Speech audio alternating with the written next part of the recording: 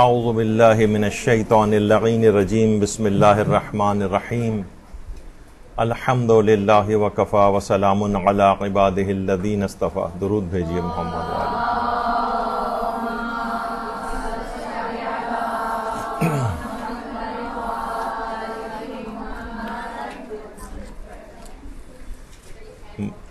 ماہ رمضان المبارک کی آمد ہے اور اس رمضان میں اپنے آپ کو ہم ایک بہترین مومن کے طور پر تبدیل کیسے کر سکتے ہیں. تو یہ بہت اہم اس کا ایک نقطہ ہے کہ پورا رمضان اسی طریقے سے گزر جائے اور انسان اپنے آپ کو تبدیل نہ کر سکے. اس سے بڑھ کر المیہ کوئی بھی نہیں. دیکھیے، ماہ رمضان اس قدر فضیلت کی بلندیوں پر ہے دیگر تمام مہینوں پر کہ پیغمبر اکرم ختمی مرتبہ صلی اللہ علیہ وآلہ وسلم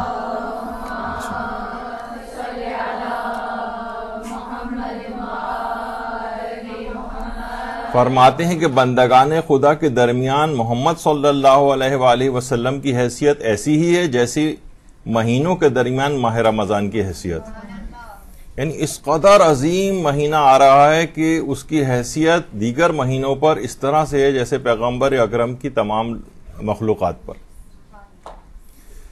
تو اس کا احساس کرنا چاہیے، اس کے استقبال کی شایان شان تیاریاں کرنی چاہیے.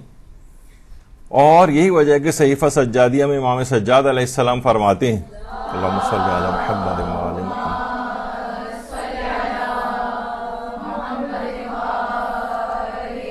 فرماتے ہیں کہ تمام تعریفیں اس اللہ کے لیے جس نے اپنے لطف و احسان کے راستوں میں سے ایک راستہ اس مہینے کو قرار دیا ہے.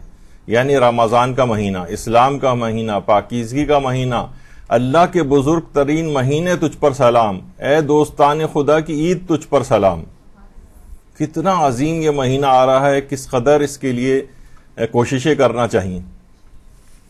اور پیغمبر اکرم نے ماہ شعبان کے آخری جمعے میں جو خطبہ ارشاد فرمایا تھا کہ مسلمانوں خوشیاں مناؤ، تمہاری طرف خدا کا مہینہ اپنے اندر رحمت، مغفرت اور برکت لے کر آ رہا ہے، خوشیاں منائیے.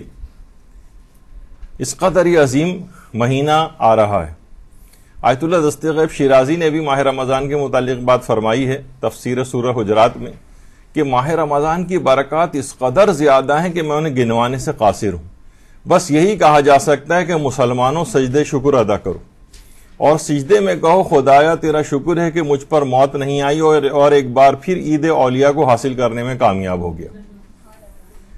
کتنے افراد ایسے ہیں جو پچھلے رمضان تک زندہ تھے اور آج موجود نہیں، اور کتنے ہوں گے کہ جو اس سعادت کو اس رمضان میں دوبارہ حاصل کریں گے. خوشیاں منانی چاہیے، سجدے شکر کرنا چاہیے کہ اس قدر ایک عظیم مہینہ آپ کے سامنے آ رہا ہے.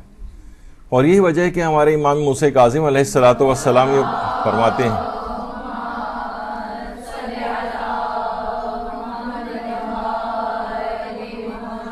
کہ اور تو میرا چہرہ اپنے نور کے ساتھ روشن فرما اور مجھے اپنی محبت سے محبوب بنا دے.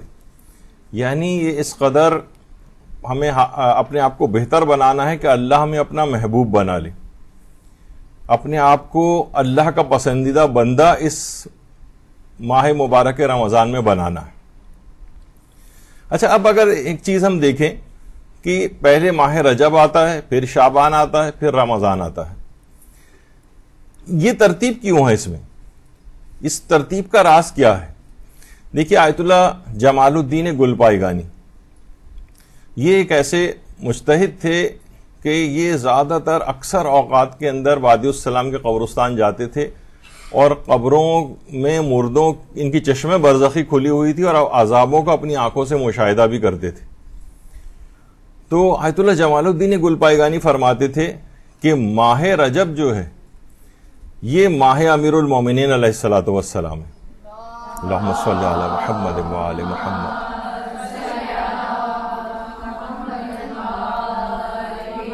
اور ماہ شعبان جو ہے وہ رسول اللہ کا مہینہ ہے، ان کے لیے بھی درود بھیجیے. اللہم صلی علی محمد وآل محمد. اور ماہ رمضان المبارک یہ اللہ کا مہینہ ہے. یہ ترتیب کیوں ہے؟ وہ فرماتے ہیں انسان، اس کا راز یہ ہے کہ انسان ماہ رجب میں ولایت سے آشنا ہو جائے، دوسرے مہینے میں رسالت سے آشنا ہو جائے، اور ماہ رمضان میں اللہ سے آشنائی حاصل کر لے. اللہم صلی علی محمد و علی محمد.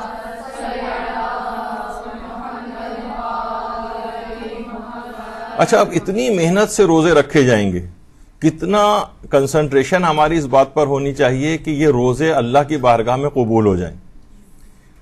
یقیناً اپنے آپ کو گناہوں سے بچانا ہے اور نیکیاں انجام دینی، لیکن اس کا ایک بہت آسان طریقہ بھی روزوں کی قبولیت کا بتایا گیا ہے. یعنی ہم کیا ایسا کریں کہ ماہ رمضان کے روزے ہمارے قبول ہو جائیں. آیت اللہ روح اللہ قرہی یہ فرماتے ہیں کہ روزوں کی قبولیت کے لیے امام زمانہ علیہ السلام سے دستخط کروائیے. اللہم صلی علی محمد و علی محمد.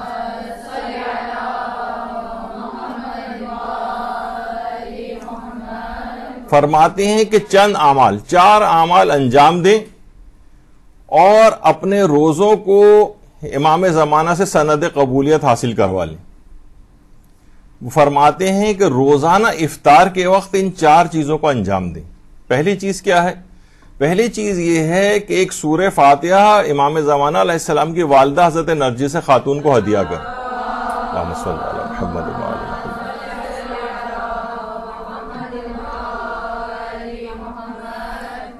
وقت افطار ایک سورہ فاتحہ حضرت نرجس خاتون سلام اللہ علیہ کی خدمت میں ہدیہ فرمائیے. اللہم صلی علی محمد و علی محمد.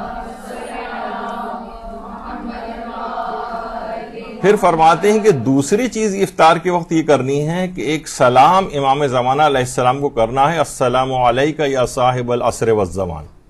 صرف اتنا بھی اگر کریں گے تو فرماتے ہیں کہ یہ سلام افطار کے وقت کریں. اور اس کے بعد تیسرا عمل یہ ہے کہ ایک سلام امام حسین علیہ الصلوۃ والسلام کی خدمت میں. صلی علی محمد و علی محمد. السلام علیک یا ابا عبداللہ الحسین. بس یہ کہہ دیں. یہ 3 مختصر اعمال. اور چوتھا فرماتے ہیں کہ دعائے سلامتی امام زمانہ اللہم کن لولیک الحجت والی دعا یہ وقت افطار پڑھیں. آیت اللہ روح اللہ قرہی فرماتے ہیں ان کاموں کو انجام اگر آپ دیں گے تو آپ کا دل حرم الہی بن جائے گا. اور یعنی ہم فرماتے ہیں کہ ایسے کاموں کو ہمیں انجام دینا چاہیے کہ جس سے ہمارا دل حرم الہی بنے. اور حضرت امیر المومنین علیہ الصلوۃ والسلام نے جب پیغمبر اکرم سے اللہم صلی علی محمد و علی محمد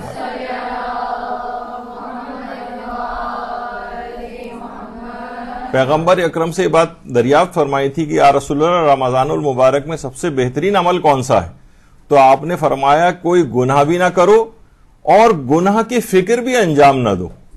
گناہ کی فکر تک نہیں کرو، سوچو بھی نہیں گناہ کے متعلق.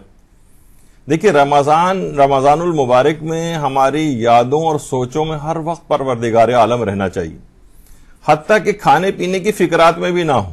ہمارے کچھ بعض جان پہچان والے ایسے ہیں جو اپنے آفیسز میں 1 گھنٹہ 2 گھنٹے تک بیٹھ کے افطاری کی باتیں کرتے ہیں.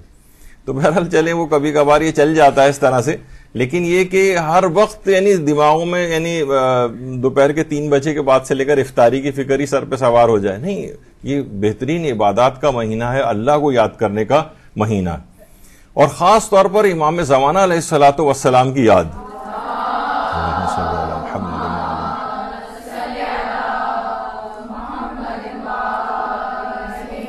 خاص طور پر علماء فرماتے ہیں سحری میں یعنی وقت سحر اور وقت افطار دونوں مواقع پر اپنے زمانے کے امام کو آپ یاد کیجیے. اور راتوں میں بھی امام زمانہ سے بھی راز و نیاز اور مناجات کے اندر انسان کو چاہیے کہ اپنے وقت کو گزارے. اور چھٹے امام یہ جملہ ارشاد فرماتے ہیں کہ جو شخص بھی امام مہدی کے انصار میں شامل ہونا چاہے اسے چاہیے کہ وہ متقی و پرہیزگار بنے، نیک اعمال بجا لائے، یہی حقیقت میں منتظر ہے. پس اگر وہ قبل از قائم مر جائے تو اس کا اجر و ثواب اس شخص جتنا ہے جو صاحب الزماں کے انصار میں شامل ہو کر حضرت کے ہمرکاب ہو کر جہاد کرے. یعنی اپنی زندگی میں انسان کو چاہیے تقوی و پرہیزگاری اور ان چیزوں کو اپنے اعمال کو بہتر بنائے. غیبت میں یہ کرے گا تو امام کے انصار میں شامل ہو کر جہاد کا اس کو ثواب ملے گا، مر بھی اور انشاءاللہ جب انتقال کے بعد جب امام ظہور کریں گے اور یہ شخص انتقال کر چکا ہوا تو اس کو دوبارہ بھی اٹھایا جائے گا. تو یہ تمام چیزیں انتہائی اہم ہیں اس لحاظ سے کہ اچھا اس پورے ماہ رمضان المبارک میں کوشش یہ کریں کہ اس میں اپنے بچوں کو بھی فلی اپنے گھر کے جو کسی کے اپنے ذاتی بچے ہوں یا اور گھر میں بہن بھائی ہوں یا اور اس طرح سے خاندان کے، کوشش کریں کہ عبادات میں ان کو اپنے ساتھ رکھیں. عام طور پر اب یہ ہونے لگا ہے کہ بچے جو ہیں وہ موبائل فونوں کی دنیا میں گم ہیں یا اور چیزوں کے اندر ہیں، اور صرف بڑے جو ہیں وہ چیزیں انجام دے رہے ہیں. بچوں کو بھی مستقل یہ عمر ان کی ایسی ہے کہ اس میں اپنے ساتھ ساتھ رکھنا ہے. کتنے لوگ ہیں کہ جو اس طرح سے اپنے بچوں کو اپنے ساتھ رکھتے ہیں، نمازیں ان کے ساتھ جو ہے وہ پڑھتے ہیں. گھر میں ایک عجیب ایک روح پرور اور روحانی قسم کا ماحول ہوتا ہے. مائیں روزے کے احکام اور دیگر چیزیں جو ہیں اپنے چھوٹے بچوں کو جو ہے وہ تعلیم کریں، گھر میں کس قسم کا ایک ماحول جو ہے وہ بنائیں. اس طرح صرف ماؤں کی ذمہ داری نہیں ہے بلکہ باپوں کی بھی ذمہ داری ہے، والد کی بھی ذمہ داری ہے کہ گھر میں اپنا پارٹ پلے کرے اور دین کے احکام وغیرہ کے لیے. اور یہ بھی روایات کے اندر یہ بات بھی بیان ہوئی ہے کہ پیغمبر اکرم صلی اللہ علیہ وآلہ وسلم ارشاد فرماتے ہیں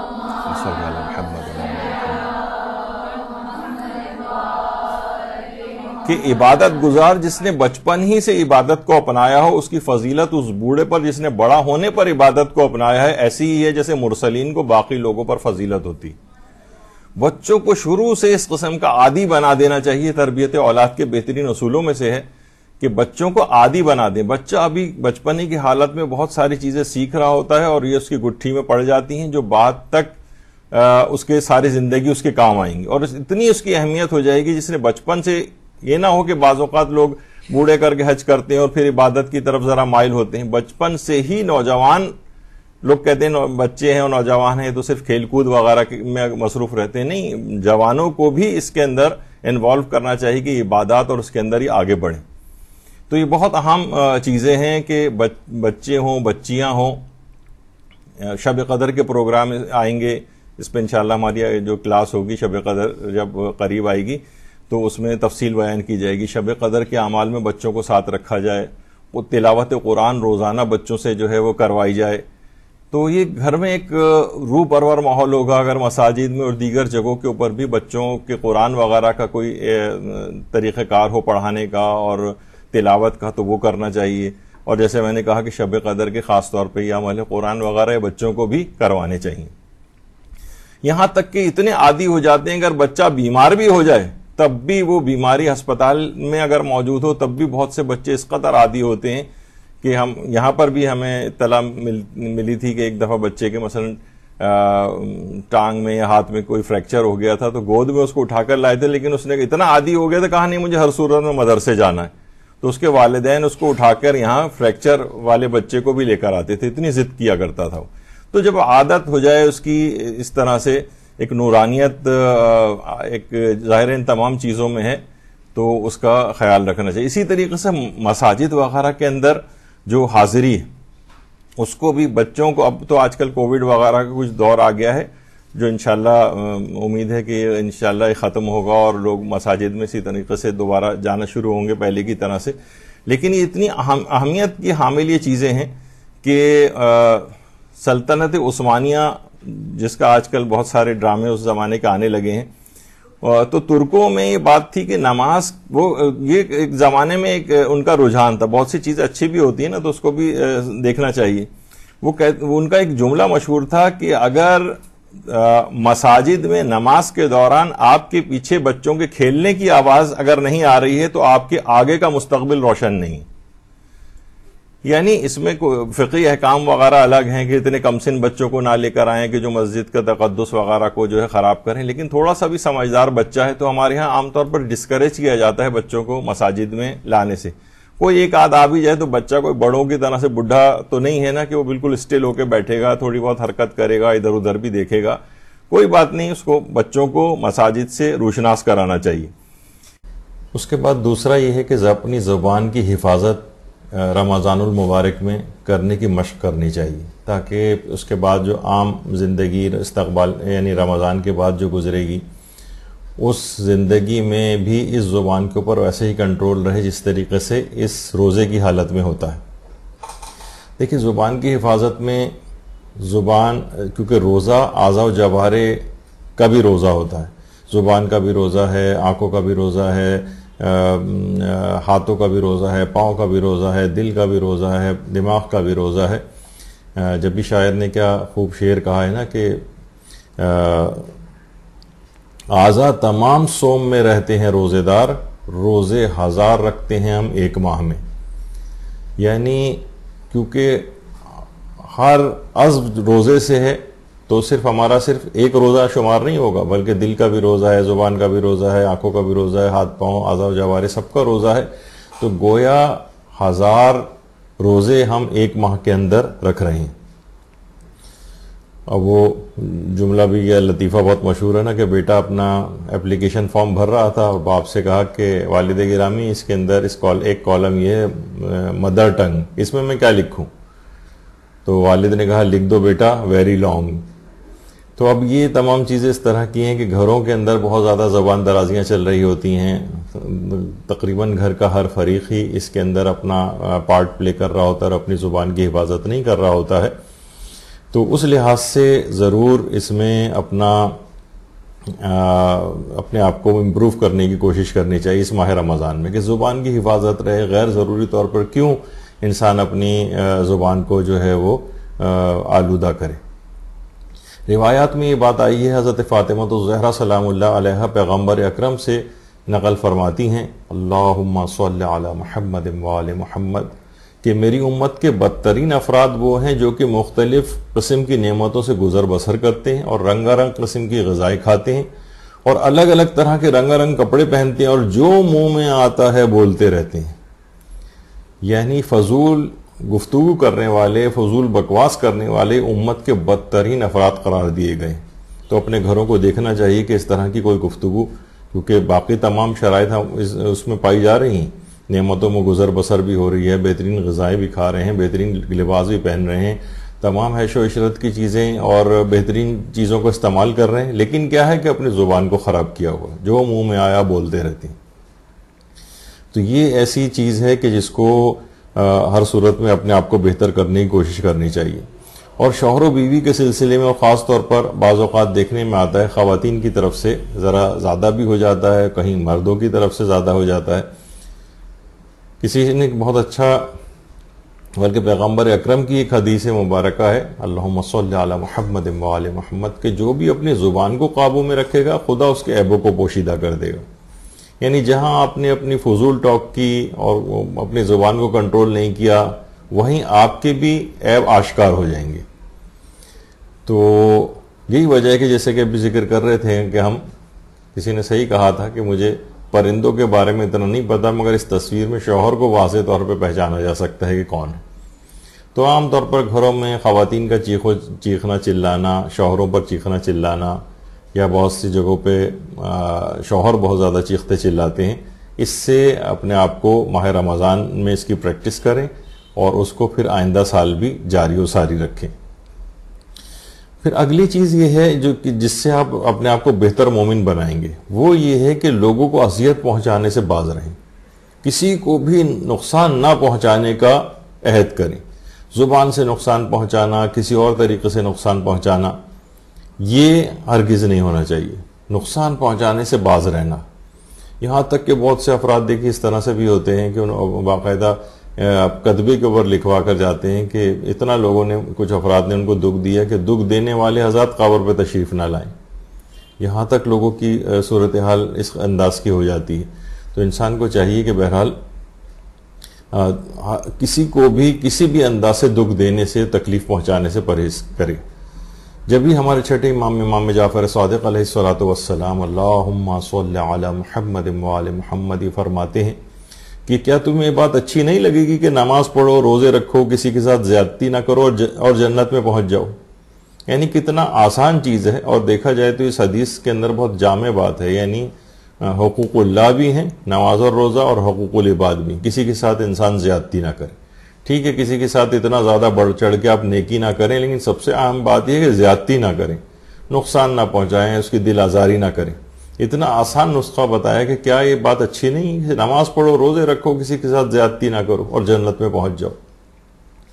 تو اتنا آسان ترین نسخہ جو ہے وہ یہ بتایا گیا ہے روایات کے اندر۔ تو بہرحال پھر اس کے اندر ایک اہم بات یہ بھی ہے کہ اپنے آپ کو انسان اس وقت زیادہ بہتر مومن بنا سکتا ہے جب وہ قرآن سے اپنی انسیت کا اضافہ کرے۔ اس رمضان میں اضافہ ہونا چاہیے، اس کا مطلب یہ ہے کہ پہلے بھی قرآن سے انسیت ہونی چاہیے۔ ہمارے ہاں یہ ہے کہ قرآن صرف رمضان کے مہینے میں کچھ نکلتا ہے، ورنہ پورا سال اس کے اوپر گرد جمی رہتی ہے معاذ اللہ۔ تو قرآن سے انسیت میں اضافہ ہونا چاہیے، زندگی میں ایک تبدیلی آنی چاہیے، قرآن سے ارتباط آپ کا بڑھنا چاہیے، ورنہ ایسا کون سا مومن ہے کہ جو بہتر بننے کی کوشش کر رہا ہے اور اس کی قرآن سے انسیت میں اضافہ نہیں ہو رہا ہے۔ تلاوت قرآن کی کثرت ہونی چاہیے، روزانہ قرآن کی تلاوت۔ اب کتنی قرآن کی تلاوت کرے؟ یعنی مثلا اگر آپ اس سے پہلے 50 آیتیں روزانہ تلاوت، یا تو کوئی تلاوت کرتا ہی نہیں ہے تو رمضان المبارک میں اس کو بڑھائے۔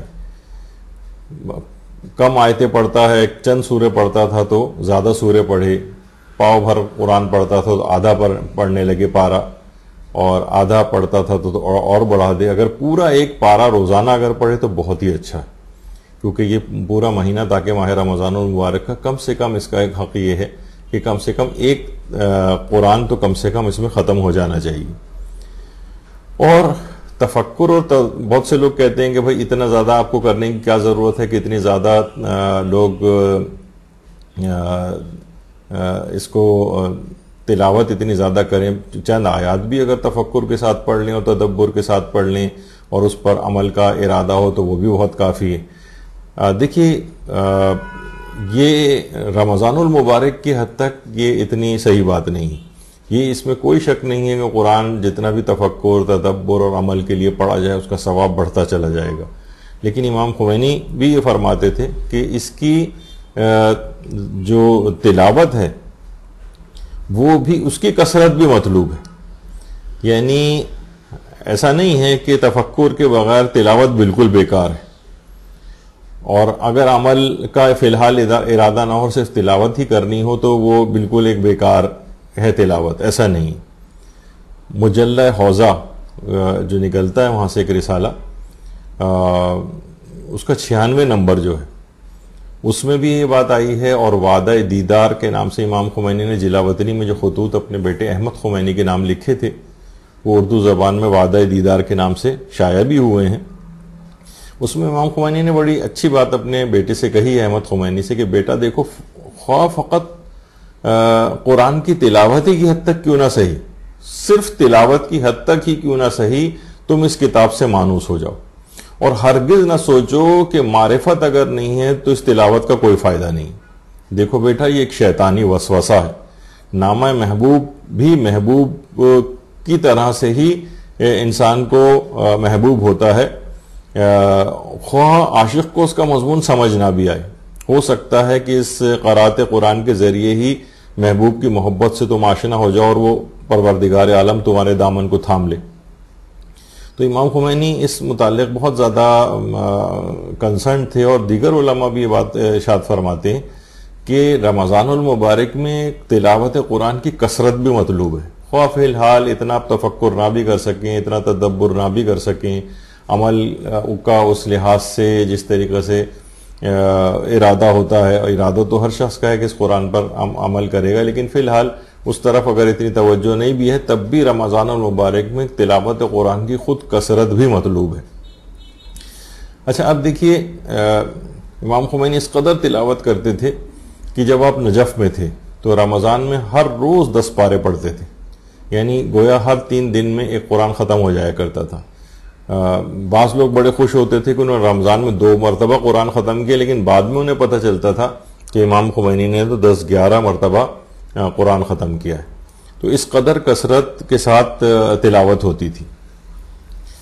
حجت الاسلام انصاری کرمانی، رسالت اخبار والے، وہ یہ کہتے تھے کہ امام خمینی کے پاس ایک ٹائم ٹیبل تھا، یعنی جس طرح تھنگس ٹو ڈو کا ایک چارٹ ہوتا ہے ہمارے پاس، جس میں وہ روزانہ کے کیے جانے والے کام وہ لکھے ہوتے تھے. اور فرشتہ آرابی کے نام سے جو ایک سیرت کے اوپر بھی لکھی گئی ہے امام خمینی کی، اس کی پہلی جلد میں، کہ ایک لمحہ بھی ایسا نہیں ہوتا تھا جس کا حساب امام خمینی کے پاس نہ ہو. یعنی کوئی بھی لمحہ زندگی کا بیکار نہ چلا جائے، ایک ایک لمحہ. جس کا مجلہ حوضہ جس کا بھی تذکرہ ہوا تھا، اس کے جو 96 نمبر ہے، اس میں یہ بات آئی ہے کہ صرف یہی نہیں کہ جس طریقے سے ہم عام طور پر ہوتا ہے ہمارے ساتھ کہ دن میں فقط ایک دفعہ تلاوت قرآن ہو جائے. نہیں، امام خمینی متعدد مرتبہ تلاوت قرآن کرتے تھے. ایک تلاوت قرآن جو ہے وہ نماز فجر کے بعد کیا کرتے تھے، پھر دوسری بار تلاوت قرآن نماز ظہر سے پہلے کرتے تھے، نماز عصر سے پہلے کرتے تھے، نماز مغربین سے پہلے کرتے تھے. اور مصطفیٰ وجدانی جنہوں نے سرگزشت حیویہ زندگی امام خمینی جو کتاب لکھی ہے، اس کی دوسری جلد میں انہوں نے ایک بات لکھی ہے کہ جب بھی آپ کے پاس کوئی آتا تھا تو ہمیشہ امام خمینی کو وہ تلاوت قرآن کرتے پاتا تھا. حتیٰ کہ عام طور پر جو انٹرویوز وغیرہ بھی ہوتے تھے اور لوگ کیمرے کی سیٹنگ کر رہے ہیں، اور اس دوران جو تھوڑا سا 5-10 منٹ کا ایک وقت ملتا تھا، تو اس میں بھی ادھر ادھر دیکھنے کے بجائے یہ نہیں ہوتا تھا، بلکہ امام خمینی اس میں بھی اپنا قرآن نکالتے تھے اور تلاوت قرآن میں مشغول ہو جاتے تھے کہ اتنے 5-10 منٹ بھی انسان اپنی زندگی کی کیوں ضائع کرے اور کیوں نہ اس میں تلاوت قرآن کر لے. امام خمینی کی جو بہو ہیں فاطمہ طباطبائی، جو کہ احمد خمینی کی زوجہ محترمہ ہیں، وہ یہ فرماتی ہیں کہ جس وقت ان کی آنکھوں کی تکلیف ہوئی تھی اور تمام ڈاکٹرز نے بھی امام خمینی کو منع کر دیا تھا کہ دیکھیے اس وقت آپ آنکھوں کا استعمال نہ کریں، حتیٰ کہ قرآن کی تلاوت بھی دیکھ کر نہ کریں، تو ڈاکٹروں نے منع کر دیا تھا. تو امام خمینی نے یہ بات ہی کہی تھی کہ دیکھو اگر آنکھیں ہوں اور انسان قرآن ہی نہ پڑھ سکے تو پھر ایسی آنکھوں کا کیا فائدہ. تو امام خمینی بیماری کی حالت میں بھی جو ہے وہ قرآن کی بہت زیادہ اہمیت کے قائل تھے، تلاوت کی. اور جیسے کہ ابھی آپ نے سنا کہ رمضان المبارک میں 10 قرآن جو ہے وہ ختم کر لیا کرتے تھے. اور یہی طریقہ رہبر معظم آیت اللہ خامنہئی کا بھی ہے کہ جب بھی کبھی موقع ملتا ہے ایک چھوٹا قرآن ہمیشہ ان کی جیب میں ہوتا ہے، اسے نکالتے ہیں اور اس کی تلاوت شروع کر دیتے ہیں اگر تھوڑا وقت بھی کہیں پر اس انداز سے ملتا ہے. تو جس یعنی تلاوت قرآن کی اس ماہ رمضان میں کثرت ہونی چاہیے. دیکھیں قرآن سے بالکل غفلت نہیں کرنی چاہیے، اور ورنہ یہ محجور اور متروک اگر ہو گیا تو خود اسلام مظلوم قرار پائے گا. آیت اللہ وحید خراسانی ایک بات اس سلسلے میں کہتے تھے کہ سال کے ہر مہینے میں، یعنی 12 مہینے ہیں، تو سال کے ہر مہینے میں ایک قرآن اپنے زمانے کے امام کو ہدیہ کریں. امام زمانہ علیہ الصلوۃ والسلام، اللہم صلی علی محمد و آل محمد. آیت اللہ وحید خراسانی فرماتے ہیں کہ امام زمانہ علیہ السلام جو ہیں ہمارے، وہ 1,24,000 انبیاء کے فضائل و مناقب کے جامع. جب وہ یہ دیکھیں گے کہ میرے لیے ہر ماہ میں ایک قرآن ہدیہ کیا جا رہا ہے، تو خدا ہی جانتا ہے کہ اس شخص کو وہ کیا کچھ عطا نہ فرما دیں گے، کیا کچھ عطا نہ فرمائیں گے. امام زمانہ علیہ السلام 1,24,000 انبیاء کی صفات و کمالات کے جامع اور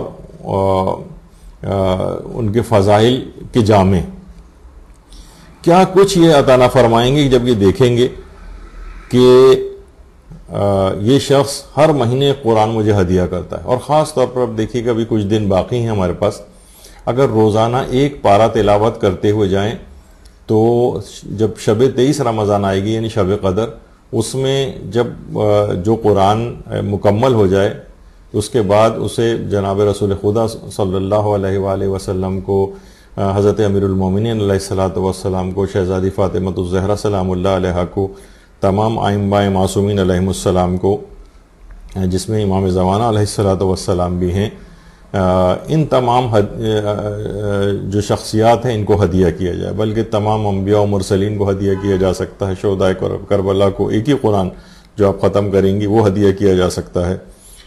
شہداء اور صدیقین کو ہدیہ کیا جا سکتا ہے، اپنے آباء و اجداد کو، بلکہ ان کو ہدیہ کرنے کے بعد ان کی بارگاہ سے جو تحفہ اور ہدیہ ملے ثواب کا اور فضیلتوں کا اور رحمتوں کا، وہ اپنے تمام مرحومین کو بھی ہدیہ کیا جا سکتا ہے، بلکہ حضرت آدم سے لے کر قیامت تک کے تمام آنے والے مومنوں مومنات کو بھی ہدیہ کیا جا سکتا ہے۔ اس قدر ان کی بارگاہ سے رحمتیں عطا ہوں گی۔ تو ابھی ہمارے پاس وقت ہے، یعنی روزانہ ایک پارہ تلاوت کرتے ہوئے جائیں اب سے لے کر، تو شب قدر میں ایک قرآن مکمل طور پر ختم ہو سکتا ہے، اور ان تمام عظیم شخصیات کو، اولیاء خدا کو یہ ہدیہ کیا جا سکتا ہے اس قرآن کا۔ تو نہ جانے یہ کیا کچھ نہیں عطا فرمائیں گے۔ اسی طرح سے دیکھیں معصومین کو تلاوت قرآن ہدیہ کرنے کا کتنا اجر و ثواب ہے۔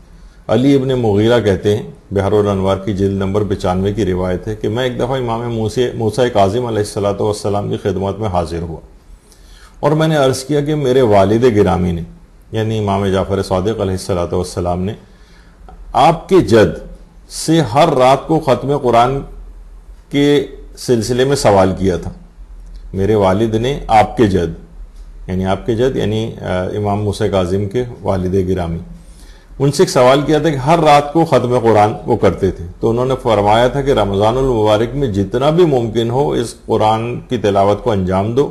تو میرے والد رمضان میں 40 ختم قرآن کیا کرتے تھے، 40۔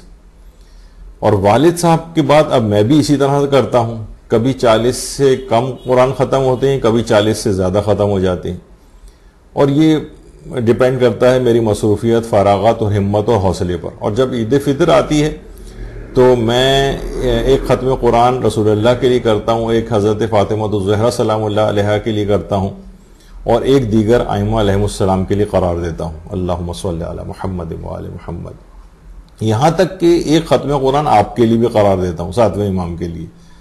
میرے لیے اس کا کیا ثواب ہے؟ تو آپ نے فرمایا تمہارے لیے جزا یہ ہے کہ تم قیامت میں ان افراد کے ساتھ ہوں گے۔ میں نے کہا اللہ اکبر، کیا مجھے یہ شرف ملے گا؟ تو امام علیہ السلام نے 3 بار فرمایا ہاں یقیناً تم کو یہ اجر ملے گا کہ تم اس طرح سے جب ختم قرآن کا ثواب ہدیہ کرو گے تو تم میدان قیامت میں ان عظیم شخصیات کے ساتھ ساتھ ہوں گے، اور جب ساتھ ہوں گے تو کسی بھی عذاب کا، کسی بھی پریشانی کا، کوئی وہاں مصیبت کا میدان قیامت میں کوئی دور دور تک شائبہ بھی نہیں ہوگا۔ تو اتنا اس کو بہت غنیمت سمجھنا چاہیے اس ماہ رمضان کو، کہ اس میں معصومین کو ایک پورا قرآن تلاوت کر کے ہدیہ کریں، تو انشاءاللہ ان تمام بزرگوار ہستیوں کے ساتھ میدان قیامت میں ان کا ساتھ نصیب ہوگا۔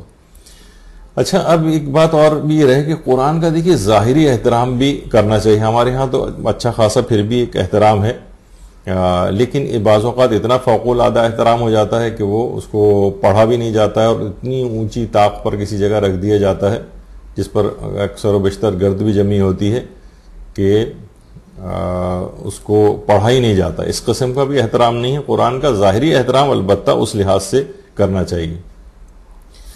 امام خمینی کو اب دیکھیے، ان کی سیرت میں دیکھیے، علماء کی سیرت اسی وجہ سے بیان کرتے ہیں کہ لوگ عموماً جب ائمہ معصومین کی سیرت بیان ہوتی ہے تو سوچتے ہیں کہ کہاں ائمہ معصومین اور کہاں ہم لوگ، یہ واقعتاً یہی لوگ یہ سب چیزیں کر سکتے تھے، لیکن یہ جو ہمارے مراجع ہیں عام لوگوں کی طرح سے ہی، لیکن تقوی، پرہیزگاری اور علم سے اتنے مقام کو انہوں نے حاصل کیا ہے، تو یہ ہمارے لیے مشعل راہ ہے۔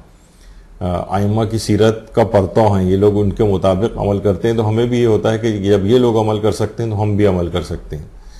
تو اب دیکھیے کہ اتنا ظاہری احترام کے طور پر بھی کہیں بیماری میں ہر وقت وضو کا باقی رہنا بھی مشکل ہو جاتا ہے، تو دستانے پہن کر تلاوت قرآن کرتے تھے کہ کہیں ایسا نہ ہو کہ بغیر وضو کے ہاتھ قرآن کے حروف پر ٹچ ہو جائے۔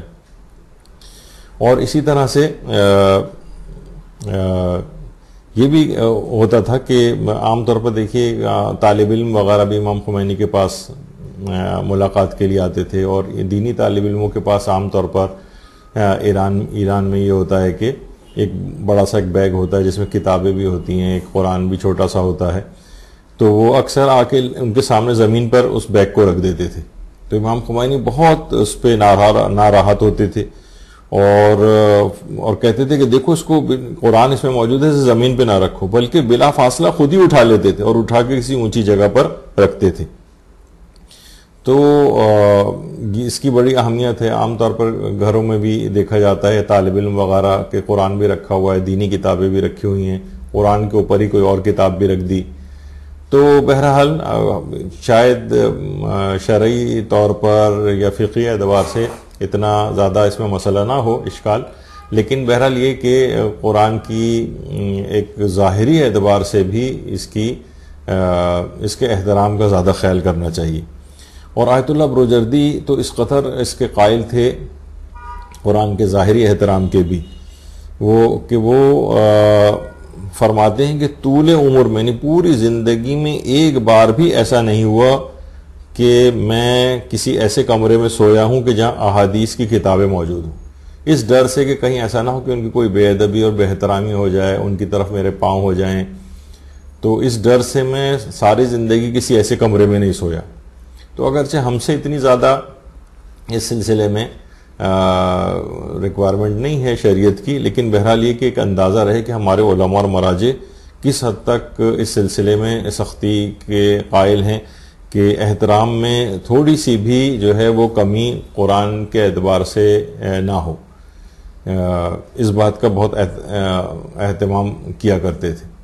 یہ آیت اللہ سید محمد رضا گل پائیگانی، یہ بھی آپ نے دیکھا کہ تلاوت قرآن اس انداز سے کرتے تھے۔ دیکھیے رمضان المبارک ضیافت الہی کا مہینہ ہے، ہم اللہ کے مہمان ہیں، اللہ کے مہمان ہیں۔ دیکھیے دعوت کے بھی کچھ مراتب ہوتے ہیں، یعنی دعوت کے مراتب ہیں، اسی طریقے سے اجابت دعوت کے بھی مراتب ہیں، دعوت کو قبول کرنے کے بھی مراتب ہیں۔ اب جس قدر انسان کا ایمان قوی ہوگا، جس قدر اس کا تقوی قوی ہوگا، اسی قدر وہ اس دعوت الہی سے فیضیاب ہوگا۔ یعنی پروردگار عالم نے دسترخوان نعمت کو چنا ہوا ہے، اور اس دسترخوان کے اوپر ضیافت الہی ہے نا رمضان، اس ضیافت الہی میں قرآن گویا اس دسترخوان پر چنا ہوا ہے۔ اب اس سے خوب استفادہ کریں۔ اب جس قدر بھی ایمان اور تقوی ہوگا وہ اسی قدر قرآن سے استفادہ کرے گا۔ جیسے ہم عام دعوتوں میں بھی دیکھتے ہیں کھانے کی کہ مثلا کوئی شخص بہت زیادہ یعنی استفادہ کرتا ہے، تمام کھانے کھاتا ہے، بھوک اس کی بہت کھلی ہوئی ہے، کیپیسٹی اس کے پاس بعض زیادہ ہے تو وہ زیادہ کنزیوم کرتا ہے کھانے کو۔ اسی طریقے سے ضیافت الہی، جتنی کیپیسٹی اس کی زیادہ ہوگی، جتنی رحمتوں کو جذب کرنے کی اس میں صلاحیت زیادہ ہوگی، اسی قدر وہ ضیافت الہی سے فیضیاب ہوگا۔ تو قرآن اس کے اوپر موجود ہے، پروردگار کے دسترخوان پر قرآن موجود ہے۔ اب یہ آپ کے اوپر ڈیپینڈ کرتا ہے، ہمارے اوپر ڈیپینڈ کرتا ہے کہ کس قدر ہم اس قرآن کی اس نعمت سے، اس کی تلاوت سے استفادہ کرتے ہیں۔ تو خوب استفادہ کریں، ضیافت الہی ہے، اور انشاءاللہ اس دفعہ تو اتنا موقع ہمیں نہیں ملا ہے، اگر زندگی رہی اور آئندہ سال کے ماہ رمضان ہمیں نصیب ہوا تو اس کے اندر انشاءاللہ اس بات کو بھی ذکر کریں گے کہ ضیافت الہی سے کیا مراد ہے۔ دیکھیے بات ہم یعنی مہمان ہیں، اور اللہ نے ہمیں اپنے ہاں دعوت پہ اور ضیافت کے اوپر ایک لحاظ سے مدعو کیا ہے۔ تو عام طور پر یہ ہوتا ہے کہ وہ ضیافت میں تو مہمان کو اپنے ہاں ٹھہرایا بھی جاتا ہے، تو اس میں بھی ایک علماء نے کہا کہ اس میں پروردگار عالم نے اس مہینے میں اعتکاف اسی وجہ سے قرار دیا ہے کہ مومنین اس میں خدا کے گھر میں، یعنی جو مسجد کو خدا کا گھر کہا جاتا ہے، اس میں 3 دن کے لیے اس کے ہاں مہمان بھی آ کر ٹھہرے۔ تو بڑے اس کے فلسفے ہیں اور بڑے اس کی حکمتیں ہیں ماہ رمضان کی اور اس ضیافت الہی کی، جو انشاءاللہ کسی اور وقت میں بیان کریں گے۔ تو کوشش یہ کریں کہ زیادہ سے زیادہ تلاوت قرآن ہو، اور اس رمضان میں تو کم سے کم ایک سپارہ تلاوت کا روزانہ ہونا چاہیے، اور کوشش کریں اس طرح سے تلاوت کرتے جائیں کہ شب قدر میں ہی قرآن جو ختم ہو جائے، تاکہ ان تمام ہستیوں کو اسی رات 23ویں شب قدر میں قرآن ہدیہ کیا جا سکے۔ اچھا اب دیکھیے ایک چیز اور بھی ہے کہ روزانہ جب لوگ صبح سو کر اٹھتے ہیں تو سب سے پہلے آج کل اپنا واٹس ایپ چیک کرتے ہیں کہ دیکھیں کیا میسیجز آئے ہیں، کیا پیغامات آئے ہیں۔ ارے یہ کتاب الہی بھی یہ اللہ کی طرف سے ہمارے لیے پیغامات لے کر آئی ہے، روزانہ اس کی بھی تلاوت کرنا چاہیے، اسے کھول کر دیکھنا چاہیے کہ کیا پیغام اللہ نے میرے لیے بھیجا ہے، اس میں پیغامات کو اپنے چیک کریں۔ اور پھر ان کے اوپر عمل کریں.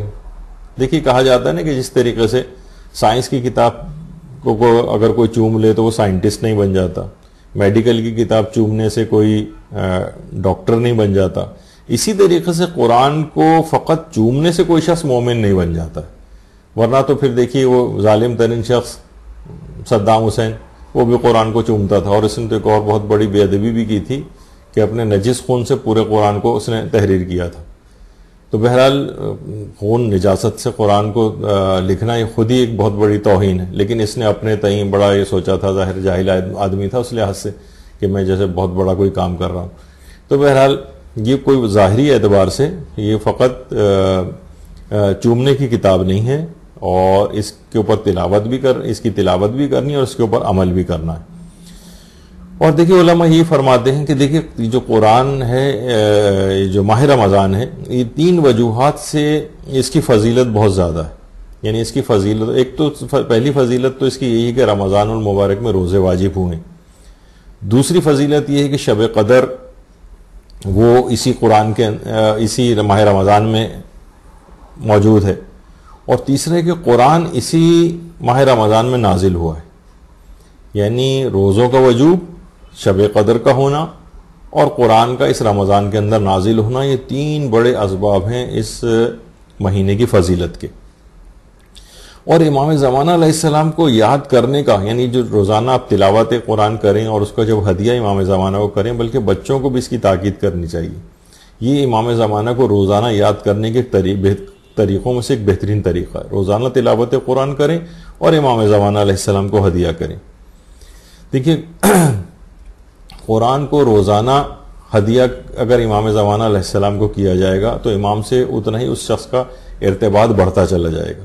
بچوں کے دلوں میں بھی اسی طرح سے امام کی محبت پیدا ہوتی چلی جائے گی. روزانہ کسی نہ کسی بہانے سے امام زمانہ علیہ السلام کو یاد کروائیں. غیبت میں ایک ذمہ داری یہ بھی ہے. اس عورت کی طرح سے جس کے متعلق کہا جاتا ہے کہ اس کے شوہر کا انتقال ہو گیا تھا, اور وہ 7-8 سال تک اپنے جو بھی پیسے ہوتے تھے اپنے شوہر کی ایک جیکٹ یا اس کے کوٹ میں رکھا کرتی تھی, اور جب بھی پیسوں کی ضرورت ہوتی تھی, اس کے بچے مانگنے کے لیے آتے تو کہتی تھی جاؤ اپنے ابو کے کوٹ میں سے وہ پیسے نکال لو. اب بچے جاتے تھے, ان کو یہ ہوتا تھا کہ ہمارے باپ کا کوٹ ہے, یعنی مختلف بہانوں سے تاکہ اپنے باپ کو فراموش نہ کر دیں, بھولا نہ بیٹھیں اس کو, اور ان کو یاد رہے اور ان کا باپ سے اپنے ایک تعلق باقی رہے. تو یہ اس نے ایک طریقہ کار کیا تھا. تو یہ خیر ایک مثال کے طور پہ بات آئی, ورنہ یہ والا طریقہ کار کہ روزانہ تلاوت قرآن کر کے اس کا ثواب امام زمانہ کو ہدیہ کرنا, اولاد کو بھی سکھائیں اور خود بھی کریں. اس سے روزانہ امام کی یاد بھی قائم رہے گی, ان سے ارتباط جو ہے وہ باقی رہے گا. اچھا, اس قدر اس کی اہمیت ہے تلاوت قرآن کے اعتبار سے کہ جو بھی تلاوت قرآن کرتا ہے اس کے والدین کا بھی آخرت میں کیا مقام بن جاتا ہے. ہمارے 11ویں امام حسن عسکری علیہ السلام یہ بات ارشاد فرماتے ہیں کہ قاری قرآن کے والدین کے لیے اللہ حکم دے گا کہ اس کے والدین کو وہ لباس پہناؤ جس کے سامنے تمام دنیا و معافیہ ہیچ ہے. اس وقت پوری مخلوق اس قاری قرآن کے والدین کی طرف دیکھے گی اور اس قدر ان کا احترام کرے گی کہ اس کے والدین کو خود اپنے اوپر تعجب ہونے لگے گا کہ آخر ہم نے ایسا کیا کام کیا. پتہ چلا کہ وہ ان کی اولاد نے جو تلاوت قرآن کی ہیں اس کی بنا پر ان کو اتنا عظیم مقام آخرت میں حاصل ہوگا کہ وہ خود حیران رہ جائیں گے. تو قرآن کی اس لحاظ سے بہت زیادہ اہمیت نہ صرف اپنے لیے بلکہ اس کے والدین تک کے لیے ہے. اچھا, قبر ویسے تو سیکھ کر جانا چاہیے قرآن یہیں سے, لیکن اگر کوئی شخص قرآن نہیں سیکھے تو اتنی اہمیت ہے کہ قبر تک میں قرآن کی تعلیم دی جائے گی.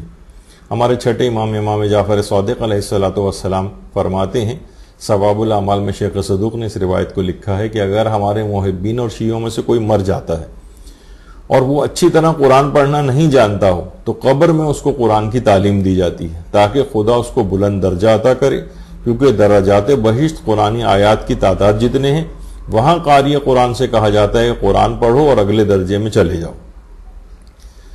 بعض علماء ہمارے گزرے ہیں حکایتوں میں ملتا ہے کہ ان کی تدفین کے بعد ان کی قبر سے بھی کئی روز تک تلاوت قرآن کی آواز آئی. تو بہرحال ایک تو ہے کہ قبر میں اگر کوئی شخص اس دنیا میں قرآن کو صحیح طور پر پڑھے بغیر، یعنی اس نے نہیں سیکھا، اول تو سیکھنے کی کوشش کرنی چاہیے. کتنے بزرگوں سے میں ایسے واقف ہوں جنہوں نے 70 سال 75 سال کی عمر میں قرآن پڑھنا شروع کیا، اور اس کے بعد ظاہر ہے کہ اتنا عرصہ نہیں لگتا. ایک پارہ بھی اگر صحیح طور پر کسی کو پڑھنا آ جائے تو پھر وہ اس کے لیے باقی قرآن کو پڑھنا اتنا دشوار نہیں ہوتا ہے. تو تھوڑی کوشش کرنی چاہیے، چند مہینے لگا لیں اور اس دنیا ہی سے قرآن کو سیکھ کر جائیں، ورنہ ایک بہت بڑی محرومی ہوگی. اور پھر بہرحال اس کی کمپنسیشن قبر میں جا کر ہوگی کہ اس کے لیے الگ سے ایک اہتمام کیا جائے گا. یعنی ناقص اعتبار سے اس کو جنت میں نہیں داخل کیا جائے گا، بلکہ یہ ہے کہ اتنی اہمیت تھی اس کی کہ تم نے قرآن پڑھنا کیوں نہیں سیکھا تھا، تو اس قبر میں تم کو تعلیم دی جائے گی اور وہاں جا کر اپنے ان درجات کو بڑھاؤ.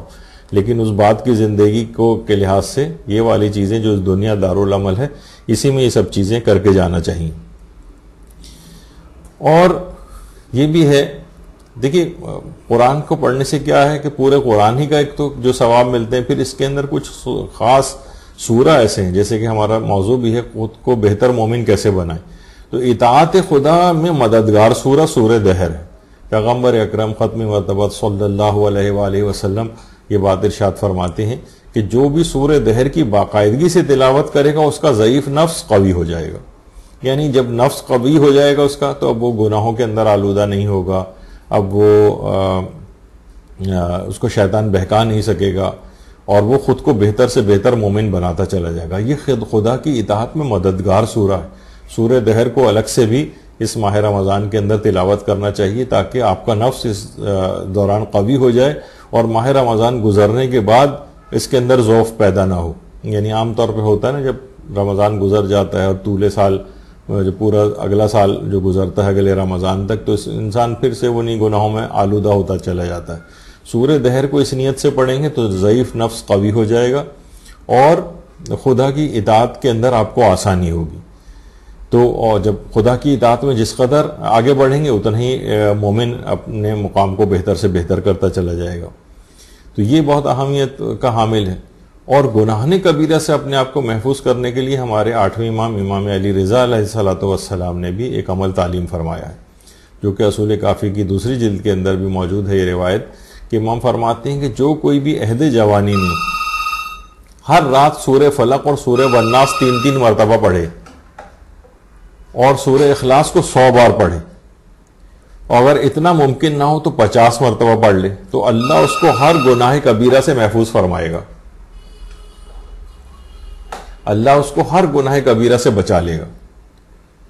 تو روزانہ یعنی عہد جوانی میں ہر رات سورہ فلق اور سورہ والناس 3 مرتبہ پڑھے اور سورہ اخلاص کو 100 مرتبہ پڑھے، اور اگر 100 دفعہ نہ پڑھ سکے تو 50 مرتبہ پڑھ لے. اللہ اس کو ہر گناہ کبیرہ سے اس انداز سے بچا لے گا. تو قرآن کی اس طرح سے جو سورے ہیں ان کی الگ خصوصیات ہیں. اچھا، خدا کی دیکھی نظر میں بہترین لوگ بھی وہی ہیں جو قرآن بہتر پڑھتے ہیں، اللہ کے دین کی سمجھ رکھتے ہیں. پیغمبر اکرم فرماتے ہیں جو متقی ہیں، نیکی کا حکم دیتے ہیں، برائیوں سے روکتے ہیں، اور صلہ رحمی کا حق ادا کرتے ہیں. یعنی جو پروردگار عالم کے حقوق ہیں اور جو لوگوں کے حقوق ہیں، وہ دونوں آپ نے دیکھا کہ اس روایت کے اندر موجود ہے. اور قرآن کا الگ سے بھی تذکرہ آیا، اور قرآن کو بہتر طریقے سے پڑھنے کا تذکرہ آیا. قرآن کو بہتر پڑھتے ہیں. تو قرآن کی ایک بڑی اہمیت ہے اس لحاظ سے. اور رات و دن کا بہترین ساتھی حضرت امیر المومنین علیہ الصلوۃ والسلام ارشاد فرماتے ہیں کہ تمہارا شب و روز کا ساتھی قرآن ہونا چاہیے. قرآن ہونا چاہیے، یعنی شب و روز کا ساتھی ہو. کوئی ایک وقت نہ ہو کہ مثلا انہوں نے 5-7 منٹ پڑھ لیا اس کے بعد نہیں. دن کے مختلف اوقات میں آپ تلاوت قرآن کریں. کبھی دیکھ کر نہ پڑھ سکیں تو یاد جو سورہ ہوں کم سے کم انہی کی تلاوت، جو زبانی یاد ہو ان کی تلاوت کرتے رہیں. کبھی بھی ہوتا ہے کہ انسان کہیں ویٹنگ لاؤنج میں ہوتا ہے، کہیں ڈاکٹر کا اپوائنٹمنٹ ہے، کسی جگہ جانا ہے، بس میں بیٹھنا ہے، سفر طے کرنا ہے، کتنی چیزیں ایسی ہیں، تو اس میں جتنی اس کو سورہ یاد ہیں ان کی تلاوت کرتا جائے. شب اور اس کا ساتھی قرآن ہونا چاہیے. اور دیکھیے پیغمبر اکرم صلی اللہ علیہ وآلہ وسلم نے یہ بات ارشاد فرمائی کہ علی قرآن کے ساتھ ہے اور قرآن علی کے ساتھ ہے. دونوں ایک دوسرے سے کبھی جدا نہیں ہوں گے حتیٰ کہ دونوں حوض کوثر پہ پہنچیں گے. امالی شیخ توسی میں بھی یہ روایت ہے. یعنی قرآن علی کے ساتھ ہے، علی قرآن کے ساتھ ہے۔ اب جو شخص بھی مسلسل تلاوت قرآن کرے گا وہ بھی حضرت امیر المومنین کے ساتھیوں میں شمار ہو جائے گا، وہ بھی ان کے ساتھ ساتھ ہوگا، کیونکہ قرآن اکیلا تو ہے ہی نہیں، وہ امیر المومنین کے ساتھ ہے، اور آپ قرآن کے ساتھ اٹیچ ہو گئے تو لا محالہ یہ ہوگا کہ آپ کا ارتباط حضرت امیر کے ساتھ بھی بڑھتا جائے گا، اور یہ کبھی جدا نہیں ہوں گے یہاں تک کہ حضرت امیر اور قرآن کے ساتھ آپ بھی حوض کوثر پہ وارد ہوں گے۔ جتنا قرآن سے ارتباط بڑھائیں گے اتنا امیر المومنین سے ارتباط بڑھے گا، تو اس لحاظ سے رفاقت ان کی نصیب ہوگی۔ اچھا، اور یہ بھی ہے چیز کہ دیکھیے جس پیغمبر فرماتے ہیں کہ جس کسی کی باتیں قرآن ہوں اور مسجد اس کا گھر ہو، خدا اس کے لیے جنت میں گھر بنائے گا۔ باتیں بھی قرآن سے، یعنی بات میں قرآنی آیات کو آپ کوٹ کریں، قرآن کے اندر یہ بات آئی ہے، اپنی گفتگو کے اندر قرآن ہونا چاہیے۔ ہمارے یہاں یہ ہے کہ گھنٹوں بھر کی مردوں کی گفتگو سنیں، گھنٹوں بھر کی عورتوں کی گفتگو سنیں، اس میں دو چیزوں کا تذکرہ تو کبھی آپ کو ملتا نہیں ہے، ایک تو قرآن ہے اور دوسرا امام زمانہ علیہ السلام ہے۔ اپنے زمانے کا امام موجود ہے، اس کا کوئی تذکرہ گفتگو کے اندر نہیں ہے، قرآن کا کوئی تذکرہ گفتگو میں نہیں ہے۔ لوگ آپس میں اتنا قرآن یاد ہونا چاہیے کہ باتوں میں اگر مثلا مذاق بھی کر رہے ہیں تو اس کے اندر بھی کوئی قرآنی آیات کوئی کوٹ کر دیں، کوئی اپنی دلیل کے طور پہ کوئی بات کہہ رہے ہو تو اس کے اندر بھی قرآن کی آیات آ جائیں۔ اس قدر قرآن یعنی ایک تقاضا ہے ایک مومن سے کہ اس قدر قرآن اس کو آنا چاہیے، تو کوشش کرنی چاہیے کہ جس قدر بھی قرآن کی تلاوت ہو سکے۔ دیکھیے ہم لوگ یہ کہتے ہیں بھائی اتنا وقت ہمارے پاس نہیں ہے، اتنا وقت نہیں ہے۔ بھائی ایک تو پہلی بات ہے کہ اتنا وقت کیوں نہیں ہے آپ کے پاس؟ یعنی ہر وقت آپ کو دنیا کی تمام چیزوں کے لیے آپ کے پاس وقت ہے، لیکن صرف پروردگار عالمی کے لیے وقت نہیں۔ حضرت امیر فرماتے ہیں کہ بے وقوف ہے وہ جو دنیا میں مصروف ہو کر اپنے آخرت کے حصے کو فوت کر دے۔ یہ دارالعمل ہے، یہاں پر عمل کے لیے بھیجا گیا ہے، یہاں پر فقط اور فقط اس دنیا کو کمانے کے لیے نہیں بھیجا گیا ہے۔ وہ بھی کمائیے، اس کو کوئی منع نہیں کر رہا ہے، لیکن ایک وقت ایسا بھی نکالنا چاہیے نا، آپ کو روزانہ کی بنیاد پر نکالنا چاہیے۔ اب آپ خود دیکھیں کہ جتنا ابد الآباد ہمیشہ جہاں پر رہنا ہے اس کے لیے کس قدر وقت کو نکالنا چاہیے۔ یہاں پر ہم دیکھتے ہیں کہ 24 گھنٹے کے 24 گھنٹے فقط دنیا میں، وہ فانی دنیا جو سب کچھ یہیں پر رہ جائے گا، آخرت کے حصہ کہاں ہے اس کے اندر؟ اور امیر المومنین علیہ السلام فرماتے ہیں کہ بیوقوف ہے وہ جو دنیا میں مصروف ہو کر آخرت کے حصے کو فراموش کرے۔ نکالیں وقت۔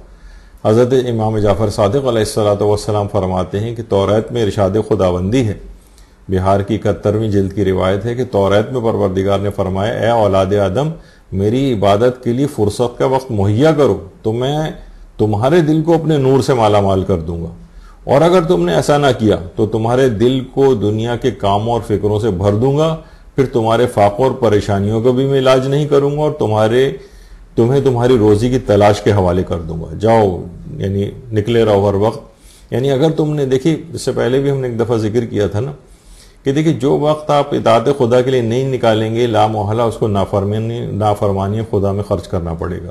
جو مال کو اطاعت خدا میں خرچ نہیں کریں گے اسے نافرمانی خدا میں خرچ کرنا پڑے گا۔ ہو سکتا ہے یہ جو آپ بچا کے رکھ رہے ہیں بیماریوں میں خرچ ہو جائے، ان کے علاج میں، ہو سکتا ہے کہ کورٹ تھانے اور کچہریوں اور وکیلوں کے اندر خرچ ہو جائے، خدا نہ خواستہ۔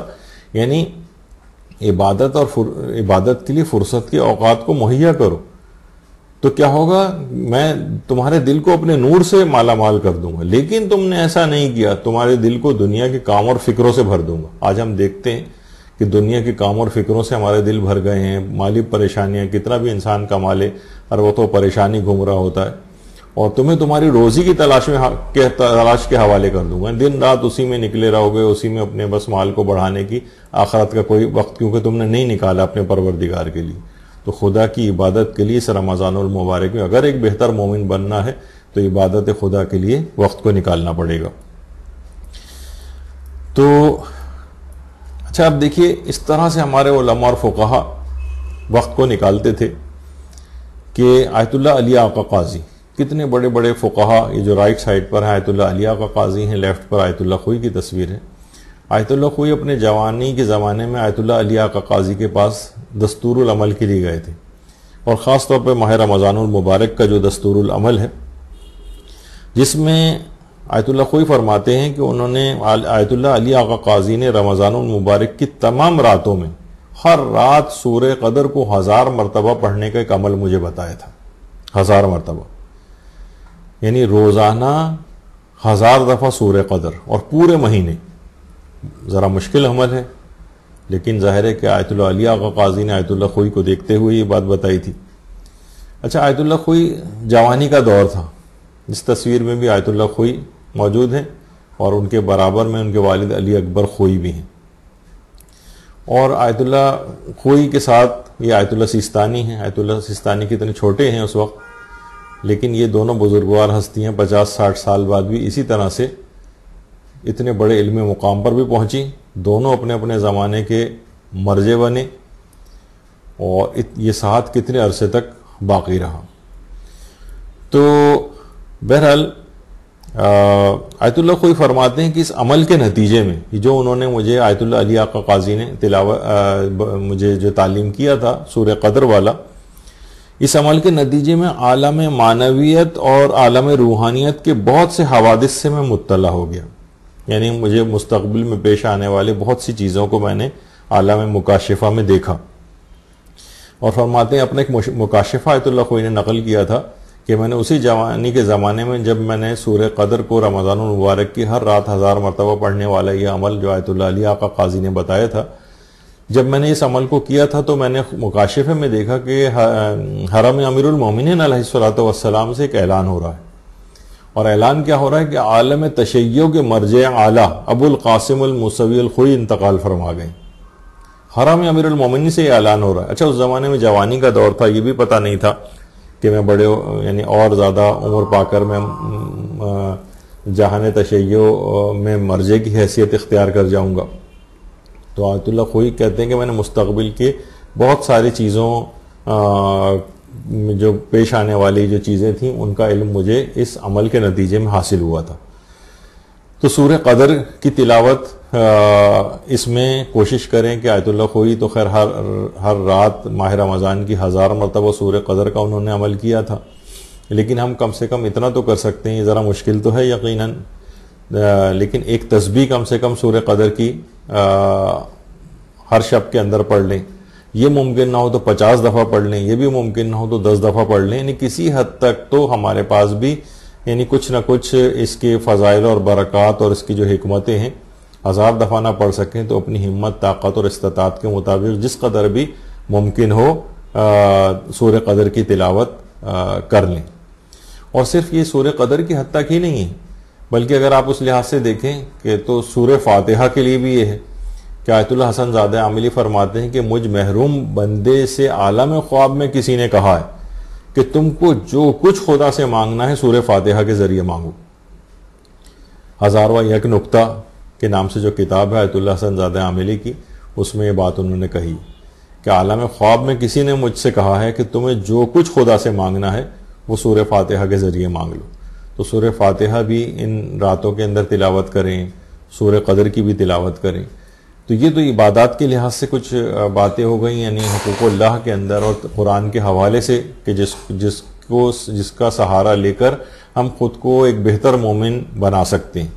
اور رمضان المبارک جیسے جیسے گزر جائے گا اور اس کے بعد عید آئے گی اور عید کے بعد کا جو سال ہوگا، اسی طرح سے اس میں حاصل شدہ جو تقوی ہے وہ پورے سال ہم کس طرح سے اس کو استعمال میں لے کر آئیں. یہ خود ایک چیز ہے، اس میں ہمارے 2 یا 3 دروس بھی ہو چکے ہیں کہ رمضان سے حاصل شدہ تقوی کو پورے سال کیسے استعمال کیا جائے. یعنی ایسا نہ ہو کہ پورا جو آپ نے رمضان المبارک میں اتنی محنتیں کی ہیں اور وہ سارا جو ہے آپ کا ضائع ہو جائے، عید کی رات ہی کو ضائع ہو جائے. جیسے ایک دفعہ میں نے پہلے بھی بتایا تھا کہ جب بالکل ابتدائی طور پر پہلی میری جو ایک جاب ہوئی تھی تو اس میں جو سیلری مجھے ملی تھی، میں بڑا خوشی آ رہا تھا کہ بھائی آج میری پہلی سیلری ملی ہے. وہ پہلی ہی سیلری میری جیب کٹ گئی اور اس کا آج تک مجھے دل میں اس کا دکھ کا احساس ہوتا ہے کہ پہلی اتنی محنت سے پورا مہینہ ایک رزق حلال جو ہے کمایا اور وہی جو ہے وہ اس طرح سے چلا گیا. تو یہی بالکل ایک مومن کے لیے بھی ہوتا ہے کہ اتنی محنت اس نے کی ہے، اتنی بھوک پیاس کی تکلیفیں اٹھائی ہیں، اتنی شب بیداریاں کی ہیں، اور پتہ چلا کہ وہ رمضان المبارک ختم ہوا اور اسی رات شیطان وہ جیب کاٹ کے لے گیا اس کو گناہوں میں مبتلا کر دیا. تو بہرحال ان تمام چیزوں کو، اس حاصل شدہ تقوی کو محفوظ بھی کرنا چاہیے تاکہ ایک بہتر مومن کے طور پر وہ پورے سال جو ہے وہ رہے، اس جمع پونجی اور تقوی کو فکس ڈپازٹ کرائے اور اس سے پورے سال اپنے گزر بسر اس تک حاصل شدہ تقوی سے کرے. تو ایک تو چیز یہ ہے. پھر ہے دیکھیے خدمت خلق اور غریبوں کی کمک. یہ تو اس میں کچھ بڑھ بھی جاتی ہے لوگوں کی. دیکھیے لوگ واقعتاً بہت زیادہ غریب ہیں، ان کا خیال کرنا چاہیے. اگر آپ اس لحاظ سے دیکھیں کہ لوگ کتنی غربت کی کس لائن پر ہیں، کس قدر مصیبتوں کا شکار ہیں، غربت کی کس، یعنی اب آپ ایسے افراد کو ڈھونڈنا چاہیے، ان کی کمک کرنی چاہیے، ان کی مدد کرنی چاہیے. کتنے لوگ ہیں جو بیچارے کیمپس کے اندر ہیں، بچے کس انداز سے زندگیاں جو ہیں وہ گزار رہے ہیں. کتنے ہمارے اسلامی ممالک میں ایسے ہیں جن کے اتنے ذرائع ہوں، ان تک بھی پہنچنا چاہیے. یتیمیوں کے کس قدر لوگ جو ہیں دہشت گردیوں میں ہلاک ہو گئے ہیں، ان کی اولادیں اس انداز کی یتیم ہوئی ہوئی ہیں، ان کی یتیموں کی کمک کرنی چاہیے. غربت کی کس قدر نچلی سطح کے اوپر لوگ ہیں، کہاں کہاں سے چن چن کر لوگ جو ہیں وہ چیزیں کھا رہے ہیں. تو بہرحال اگر کوئی شخص پھر بھی یعنی ہمارے اطراف میں موجود ہیں، ہم پھر بھی ان کی مدد نہ کریں ایسے افراد کی، تو یہ ایک بہت ہی عذاب والی بات بھی ہے. ہمارے چھٹے امام جعفر صادق علیہ الصلوۃ والسلام کی ایک روایت ہے مستدرک الوسائل میں کہ اگر کوئی شخص اپنے دینی مسلمان بھائی سے مدد طلب کرے اور وہ قدرت رکھتے ہوئے بھی اس کی حاجت پوری نہ کرے، تو خداوند عالم اس کی قبر میں اس پر ایک انتہائی بڑے سانپ کو مسلط کر دیتا ہے جو کہ اس کو ڈستا رہے گا. تو بہرحال دینی بھائی کوئی مدد طلب کرے تو اس کو ادھر ادھر بھیجنے کے بجائے خود سے اس کی مدد کرنی چاہیے، اور یہ والا سلسلہ پورے سال بھی جاری رہے. یعنی یہ نہ ہو کہ قدرت رکھتے ہیں اس کے باوجود بھی اس کی مدد نہیں کر رہے ہیں. اور اس کا ایک دیکھیے فائدہ یہ ہے کہ آپ کسی کی مدد کریں گے تو آپ کے بھی کتنے ہی معاملات ایسے ہوں گے جس میں آپ کی اللہ مدد کرے گا. چھٹے امام یہ بھی فرماتے ہیں کہ مومن جب تک دوسروں کی مدد میں مصروف رہتا ہے تو خدا بھی اس کی مدد کرتا رہتا ہے. آپ کے لیے بھی نہ جانے کتنی سہولتیں اور آسانیاں پیدا ہوتی جائیں گی.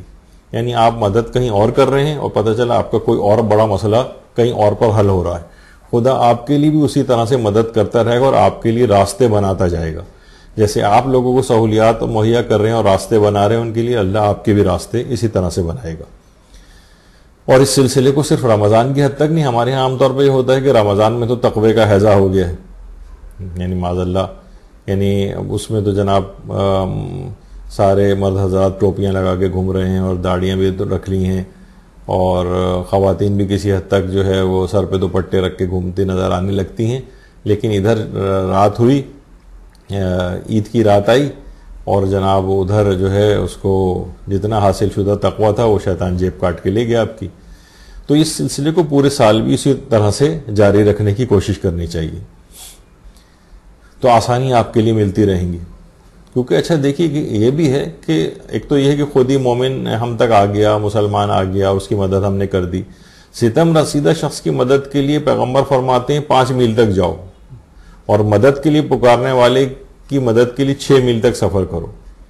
یعنی جس نے آپ کو بلایا نہیں لیکن آپ کو پتا ہے کہ شخص اس کو میری ضرورت ہے، آپ 5 میل تک بھی جائیے، مقصد ہے. اور اس سے بھی زیادہ اس افراد کے لیے چاہے وہ 6 میل دور یعنی اس سے بھی زیادہ دور موجود ہو، اگر کسی نے آپ کو پکارا ہے مدد کے لیے تو اس کے لیے بھی اپنے آپ کو یعنی مومن کی مدد کے لیے مشقت اٹھاؤ. ایک تو یہ کہ کوئی آ گیا، آ کے سوال آپ کے ہاتھ دراز کیا آپ کے سامنے، آپ نے نکال کر دے دیا، کوئی مشقت ہی نہیں ہے، پیسہ بھی ہمارے پاس ہے تو ہم نے مدد کر دی، یہ بھی اچھی چیز ہے. لیکن یہ کہ کبھی کبھار مشقت بھی اٹھانی پڑتی، یہ خود ایک تقاضا ہے اسلام کا کہ آپ خود مشقت اٹھائیں، غریبوں کو لائن لگا کے اپنے دروازے پر نہ بلائیں، خود بھی جا کر مدد کرنی چاہیے. تو دیکھیے اب حال ہی کے اندر ایک بلکہ پیغمبر کی حدیث کہ آسانیاں پیدا کرو، تنگی پیدا نہ کرو. یعنی جس قدر آسانیاں پیدا کریں گے اسی قدر آپ کے لیے بھی آسانیاں پیدا ہوں گی. ابھی کچھ ہی دن پہلے ایک نکاح پڑھا گیا ہے اور اس کا بہت وائرل بھی ہوا ہے، سب لوگوں تک اس کی اطلاع بھی پہنچ گئی ہوگی. حرم امام رضا علیہ الصلوۃ والسلام میں، اللہم صلی علی محمد وآل محمد، مشہد مقدس میں یہ نکاح پڑھا گیا ہے 2 ڈاکٹرز کا۔ اس میں جو خاتون ڈاکٹر ہیں انہوں نے مہر میں اپنے شوہر سے جو مہر رکھا ہے اس نکاح کے موقع پر، وہ یہ شوہر ان کے سرجن، تو انہوں نے مہر میں یہ چیز رکھی کہ 313 ایسے آپریشنز کریں گے غریبوں کے جس میں 1 پیسہ ان سے وصول نہیں کریں گے، یہ میرا مہر ہے۔ یعنی خود سے مجھے کچھ نہیں چاہیے یعنی اپنے طور پر، لیکن ان 313 آپریشنز کا جو بھی فیس ان کی آپریشن کرنے کی ہے 313 غریب مریضوں سے وصول نہیں کریں گے۔ تو لوگ جو کہ دین کے اوپر عمل کرنا چاہتے ہیں وہ ہر وقت اپنی ذہانتوں کو بھی اس میں استعمال کرتے ہیں کہ میں آخرت کے حاصل کرنے کے لیے، آخرت کو حاصل کرنے کے لیے میں کس قدر اپنی ذہانت کو استعمال کروں اور زیادہ سے زیادہ بڑے مقام کو حاصل کروں۔ یہ چند اگر مثلا رکھ بھی لیتی 1 لاکھ 2 لاکھ 5 لاکھ 10 لاکھ کتنے دن چلنا تھے، لیکن کتنے مریضوں کا اس طرح سے آپریشن ہو، کتنے لوگوں کو ریلیف دینے کا انہوں نے سوچا، اپنی ذات کے بجائے دوسروں کا اس انداز سے سوچا۔ تو اس طرح کی چیزیں واقعتاً ایک بڑا منفرد قسم کا ایک مہر رکھا گیا جو اب تک اس سے پہلے نہیں سنا گیا تھا۔ تو اس قدر مومن کی مدد کا ثواب ہے۔ دیکھیے غریب مسلمان کی مدد کا ثواب اس قدر ہے کہ روایتوں میں ملتا ہے، ہمارے چھٹے امام جعفر صادق علیہ الصلوۃ والسلام فرماتے ہیں کہ جو کوئی شخص مسلمانوں کے فقراء میں کسی کو لباس مہیا کرے یا کسی ایسی چیز سے مدد کرے جو اس کے اخراجات میں مددگار ہو، جیسے کہ ہم نے پچھلی دفعہ اس کو ذکر کیا تھا، گیس کا بل ادا کر دینا، بجلی کا بل ادا کر دینا، اس کا کرایہ دے دینا، اس طرح کی کسی بھی جو اس کے اخراجات میں مددگار ہو، تو خدا قیامت کے دن سور پھونکے جانے تک 7000 فرشتوں کو اس کے گناہوں کی طلب مغفرت کے لیے مقرر فرما دیتا ہے۔ اور ایک حدیث میں تو ایسے شخص کے لیے طلب مغفرت کرنے والے ملائکہ کی تعداد 70,000 بھی بیان ہوئی۔ 7,000 یا 70,000 ملائکہ مسلسل اس کے لیے سور پھونکے جانے تک طلب مغفرت کریں گے۔ اور ہماری دعاؤں میں تو پھر بھی یہ ہوتا ہے کہ موانعات آ جاتے ہیں اور گناہ حائل ہو جاتے ہیں دعا کی قبولیت میں، لیکن فرشتوں کے ساتھ تو ایسا نہیں، وہ تو جس کے لیے طلب مغفرت کریں گے پروردگار اس کو قبول کرے گا۔ تو 7 سے لے کر 70,000 فرشتے قیامت تک سور پھونکے جانے تک ایسے افراد کے لیے طلب مغفرت کرتے رہیں گے جو لوگوں کو، مسلمانوں میں جو غریب افراد ہیں، لباس مہیا کر دے، کسی ایسی چیز سے مدد کر دے جو ان کے اخراجات میں مددگار ہو۔ ہمارے یہاں بعض اوقات دیکھیے ایک ہی چیز کو بس وہ مکھی پہ مکھی بٹھانے والا، وہ بھی ٹھیک ہے، لیکن بس راشن راشن راشن، اب ہو سکتا ہے کہ راشن کی اس کو فی الحال اتنی ضرورت نہ ہو، مثلا علاج کی ضرورت ہو، کسی اور چیز کی ضرورت ہو، بیٹی کی شادی کے سلسلے میں کوئی ضرورت ہو، یا اور بہت ساری ایسی ضروریات ہوتی ہیں، تو اس کی طرف بھی فوکس ہونا چاہیے۔ اب فوراً لوگ دماغ میں صرف اور صرف راشن آتا ہے، تو اور بھی لوگوں کے چیزوں کو دیکھیں کہ جن کی ان کو ضرورت ہے، یعنی مصلحت کو دیکھنا چاہیے کہ اب سب لوگ راشن دے رہے ہیں تو ہر آدمی صرف راشن ہی راشن دے، یہ کوئی وہ نہیں ہے۔ تھوڑی سی اپنی ذہانت کو استعمال کرنا چاہیے کہ کب کس موقع پر لوگوں کو کیا ضرورت ہے ان کی اصلاً، اس میں آپ جو ہے وہ مدد کر دیں۔ دیکھیے لوگ عام طور پر پریشان ہوتے ہیں کہ یہ مانگنے والا آ گیا ہے، تو پیغمبر اکرم ارشاد فرماتے ہیں صلی اللہ علیہ وآلہ وسلم کہ خداوند عالم کی طرف سے مومن کے لیے سائل ہدیہ ہے جو اس کے دروازے پر آیا ہے، اس سے آپ وہ نہیں کریں، کراہیت نہ کریں، یہ اللہ کی طرف سے ایک تحفہ ہے جو آپ کے دروازے پر آیا ہے، تحفہ۔ اور بار بار ہی خواہ کیوں نہ مانگے، حضرت امیر فرماتے ہیں محتاج کو نامراد نہ لوٹاؤ۔ دیکھیے عام طور پہ ہوتا ہے، مثلا آپ نے کسی کی مدد کر دی، بجلی کا بل پے کر دیا، اب آپ کہیں گے اگلے مہینے پھر وہ بل فرض آ گیا کہ بھئی پھر یہ آ گیا، کیا کریں؟ واقعتاً اس کی حالت ایسی ہے کہ یہ ہر مہینے ہی لوگوں کے ساتھ پرابلمس ہوتے ہیں، اور ایسا تو نہیں کہ آپ نے اتنا دے دیا تھا، جیسے کہ حضرت امیر بھی کرتے تھے، اس قدر دے دیا کہ وہ غنی ہو گیا اور بعد میں اس کی ضرورت ہی نہیں رہی اس کو مانگنے کی۔ ہم تو دیتے بھی فقط اتنا ہے کہ جو اس کی بہت ہی امیجیٹ وقتی ضرورت پوری ہو جائے۔ تو محتاج کو کبھی خالی ہاتھ نہ لوٹاؤ، چاہے وہ بار بار ہی کیوں نہ آ رہا ہو۔ تو یہ اللہ کی طرف سے تحفہ تمہارے لیے آیا ہے۔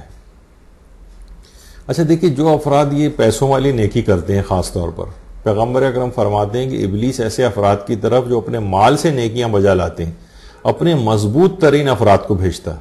مضبوط ترین افراد یعنی چھوٹے موٹے شیاطین کو نہیں بھیجتا، یہ بہت مضبوط شیاطین کو بھیجے گا جو مختلف طریقوں سے اس کو بعض اوقات شکوک و شبہات کے اندر مبتلا کریں گے، بعض اوقات اس کو پیسوں کی کمی کا احساس وہ دلائیں گے کہ بھئی ایسا نہ ہو کہ تم اس طرح سے دیتے رہے تو تم تو بالکل ہی کنگال ہو جاؤ گے. بہت ساری اس طرح کی چیزوں سے شیاطین، اور وہ بڑے شیاطین کو ان کی طرف بھیجتا ہے، کیونکہ ایسے افراد جو اپنے مال سے نیکی بجا لاتے ہیں بہت بڑا ان کا اجر و ثواب ہے. یہ بڑے خدائی سفیر ہیں ایک لحاظ سے. تو شیاطین کی بھی توجہ، ابلیس کی توجہ بھی بہت ان کی طرف ہو جاتی ہے، کس طرح سے ان کو روک دیا جائے، ان کے ہاتھ کو کھلنے سے روکا جائے.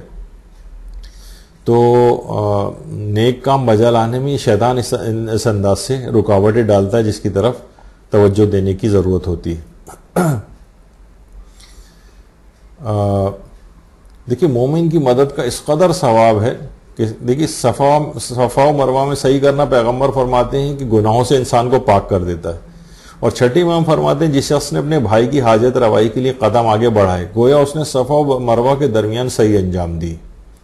یعنی یہ جو آپ اپنے مسلمان بھائی کے لیے اس کی کسی حاجت روائی کے لیے قدم بڑھا رہے ہیں، ضروری نہیں کہ صرف پیسے دینے کے حوالے سے، مثلا کسی کا رشتہ کروانا ہے، آ رہے ہیں جا رہے ہیں، میل ملاقات ہو رہی ہے، کسی کی پرابلم کو سالو کروانے کے لیے آپ قدم آگے بڑھا رہے ہیں، یہ گویا آپ صفا و مروہ کے درمیان صحیح کر رہے ہیں. اور پیغمبر فرماتے ہیں صفا و مروہ میں صحیح کرنا گناہوں سے پاک کر دیتا ہے. یعنی آپ نے یہ جو قدم آگے بڑھائے ہیں یہ آپ کو گناہوں سے پاک کر رہے ہیں. مومن کی مدد کا اس قدر ثواب ہے جو کہ پورے سال جاری رہنا چاہیے. اور خالی صرف یہی نہیں کہ ہم سوچتے ہیں صرف انسان کی حد تک، دو مخلوقات ایسی بھی ہیں ان کی بھی مدد کریں.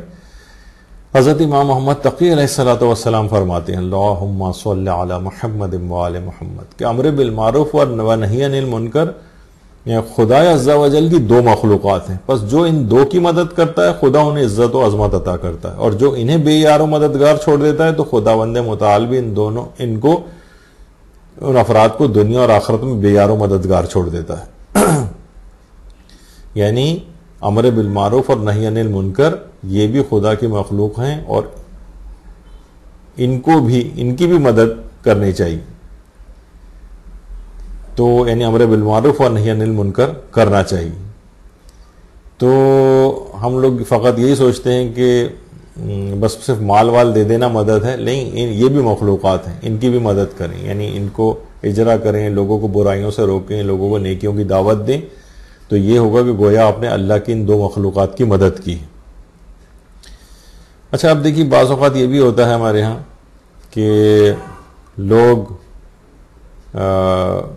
بیچارے ان کے اخراجات مستقل بڑھ رہے ہیں، جیسے غیر شادی شدہ تھا اب شادی شدہ ہو گیا ہے، اب اس کے اخراجات بڑھ گئے ہیں، اولاد ہو گئی اخراجات مزید بڑھ گئے ہیں. اکثر لوگ اپنے جاتے ہیں اپنے جہاں وہ ملازمت کرتے ہیں اپنے مالک کے پاس گئے کہ حضور میری سیلری تو بڑھا دیجئے، میری شادی ہو گئی.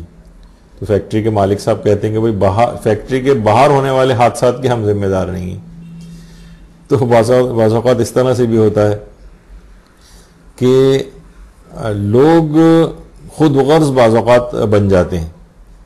یعنی دیکھیے اس حد تک ہمیں اس کا حکم ہے کہ سلامتی کا پیغام سب لوگوں کے لیے بننا ہے. کسی نے صحیح کہا ہے نا کہ جس امت کو قبرستان سے گزرتے ہوئے مردوں کو سلام کرنے کا حکم ہے وہ اس قدر بے حس ہو گئے گے کہ زندوں کو بھی بغیر مطلب کے سلام نہیں کرتے. اور جس طریقے سے لوگ کہتے ہیں کہ صحیح کہتے ہیں کہ دیکھیے جب کوئی شخص مردہ ہو جاتا ہے تو ہر شخص کی پوری کوشش یہ ہوتی ہے کہ اس کے جنازے کو کندھا دیں. اتنی بڑی بڑی لائنیں لگ جاتی ہیں دور دور تک، اتنی لمبی لائنیں. یعنی لوگ جو ہیں مردے کو کندھا دینا کتنی فضیلت کی بات سمجھتے ہیں، اور ہے بھی. اسی طرح اگر کوئی زندہ کو اگر کندھا دینے کی بات آ جائے یعنی اس کو سہارا دینا، یہ کس قدر افضل ہوگا اس کی زندگی. یعنی ہم کیا کسی کے مرنے کا انتظار کریں کہ جب وہ مر جائے گا تو اس کے جنازے کو کندھا دیں گے؟ ارے بھائی زندگی میں اس کی مدد کرو، اس کو سہارا دو، اس کو کندھا دے دو. تو یہ سب چیزیں ایسی ہیں کہ تو زندگیاں کتنی لوگوں کی اس طرح سے آسان ہو جائیں. اور جیسے کہ بھی آپ نے سنا ہی تھا کہ کتنی اپنے آپ کو بلکہ مشقت میں ڈالنا چاہیے لوگوں کی مدد کرنے کے لیے، قربانی دینی چاہیے. جیسے کہ صاحب کہہ رہے تھے نا، کوئی لطیفے میں بھی تھا کہ لوگ سمجھتے ہیں کہ صرف بیٹے کو قربانی بیٹے کی قربانی دینا ہی سنت ابراہیم ہے. ارے بھائی بیوی کو ریگستان چھوڑ کر آنا بھی سنت میں شامل ہے. بہرحال یہ تو مذاق کی باتیں لوگ اس طرح سے کرتے ہیں. لیکن اب دیکھیں کہ یہ شخص ہے, اس نے پانی سے لوگوں کو نکالنے کے لیے کتنی دیر پانی کے اندر کھڑا رہا کہ اس کے اپنے پاؤں جو ہے اس سے متاثر ہو گئے. تو مشقت میں اپنے آپ کو ڈالا لوگوں کے لیے. تو یہ تمام چیزوں کا بڑا خیال رکھنا چاہیے. کسی نے یہ بھی بہت اچھا کہا کہ ساری عمر جینے کی کوئی وجہ نہیں پوچھتا ہے, لیکن مرنے کے بعد سب پوچھتے ہیں کیسے مر گیا. ارے بھائی زندگی میں پوچھ لو کہ یہ کس طرح سے زندگی گزار رہا ہے, کوئی اس کو مشکل تو نہیں ہے. مرنے کے بعد تو سب پوچھتے ہیں کیسے مر گیا, یہ زندہ کیسے, یہ بھی پوچھ لیا کرو. تو واقعتاً یہ سب چیزیں ہیں جن کو بڑا سوچنا چاہیے, سمجھنا چاہیے.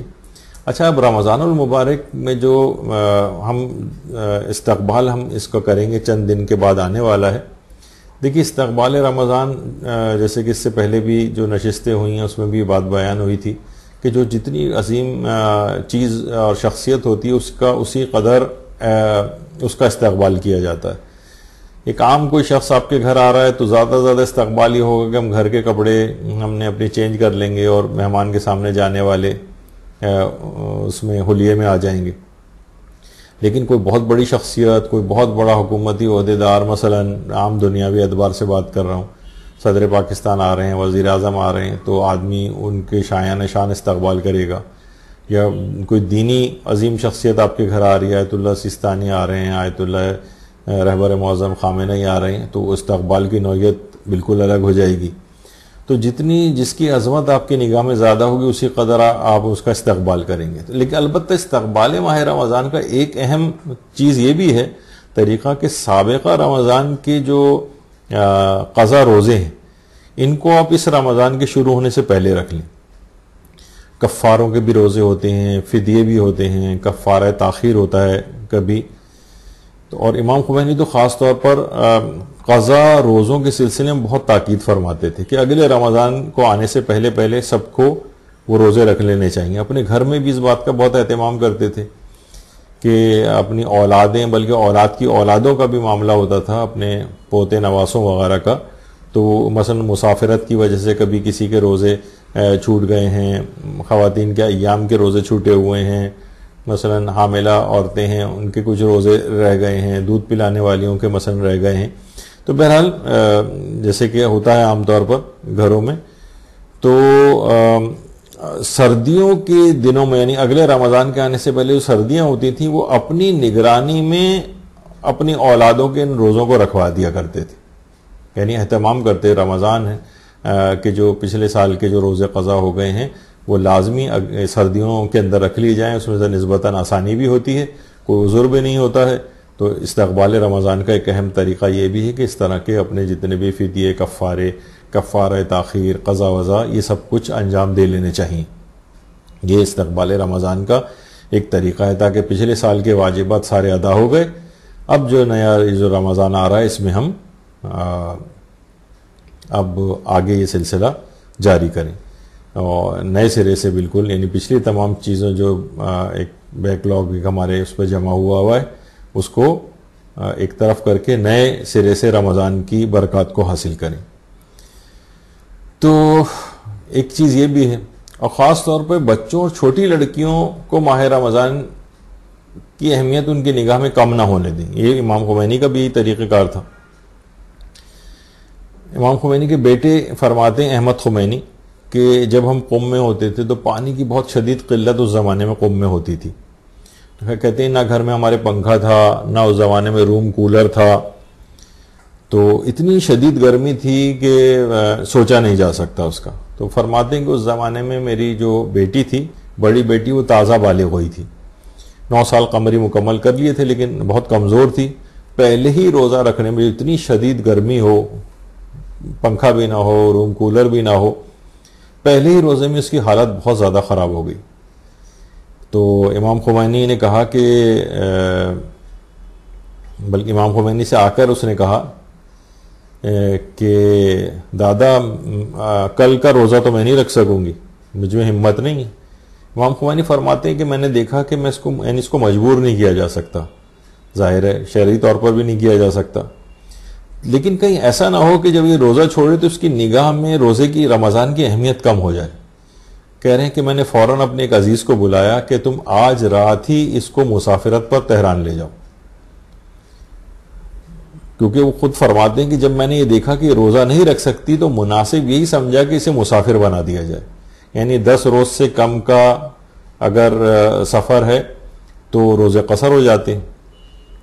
تو اب یہ سفر پہ گئی تو اب اس کی نگاہ میں اہمیت کم نہیں ہوگی کہ ماہ رمضان المبارک تھا، مجھ پر روزے رکھنے واجب تھے، لیکن سفر میں کیونکہ روزہ رکھنا حرام ہے، اب شرعی مجبوری کی وجہ سے میں نے روزہ نہیں رکھا. لیکن یہ ویسے ہی اگر روزہ چھوڑتی کہ مجھ سے نہیں روزہ رکھا جا رہا ہے تو اس کی نگاہ میں ماہ رمضان کی اہمیت کم ہو جاتی.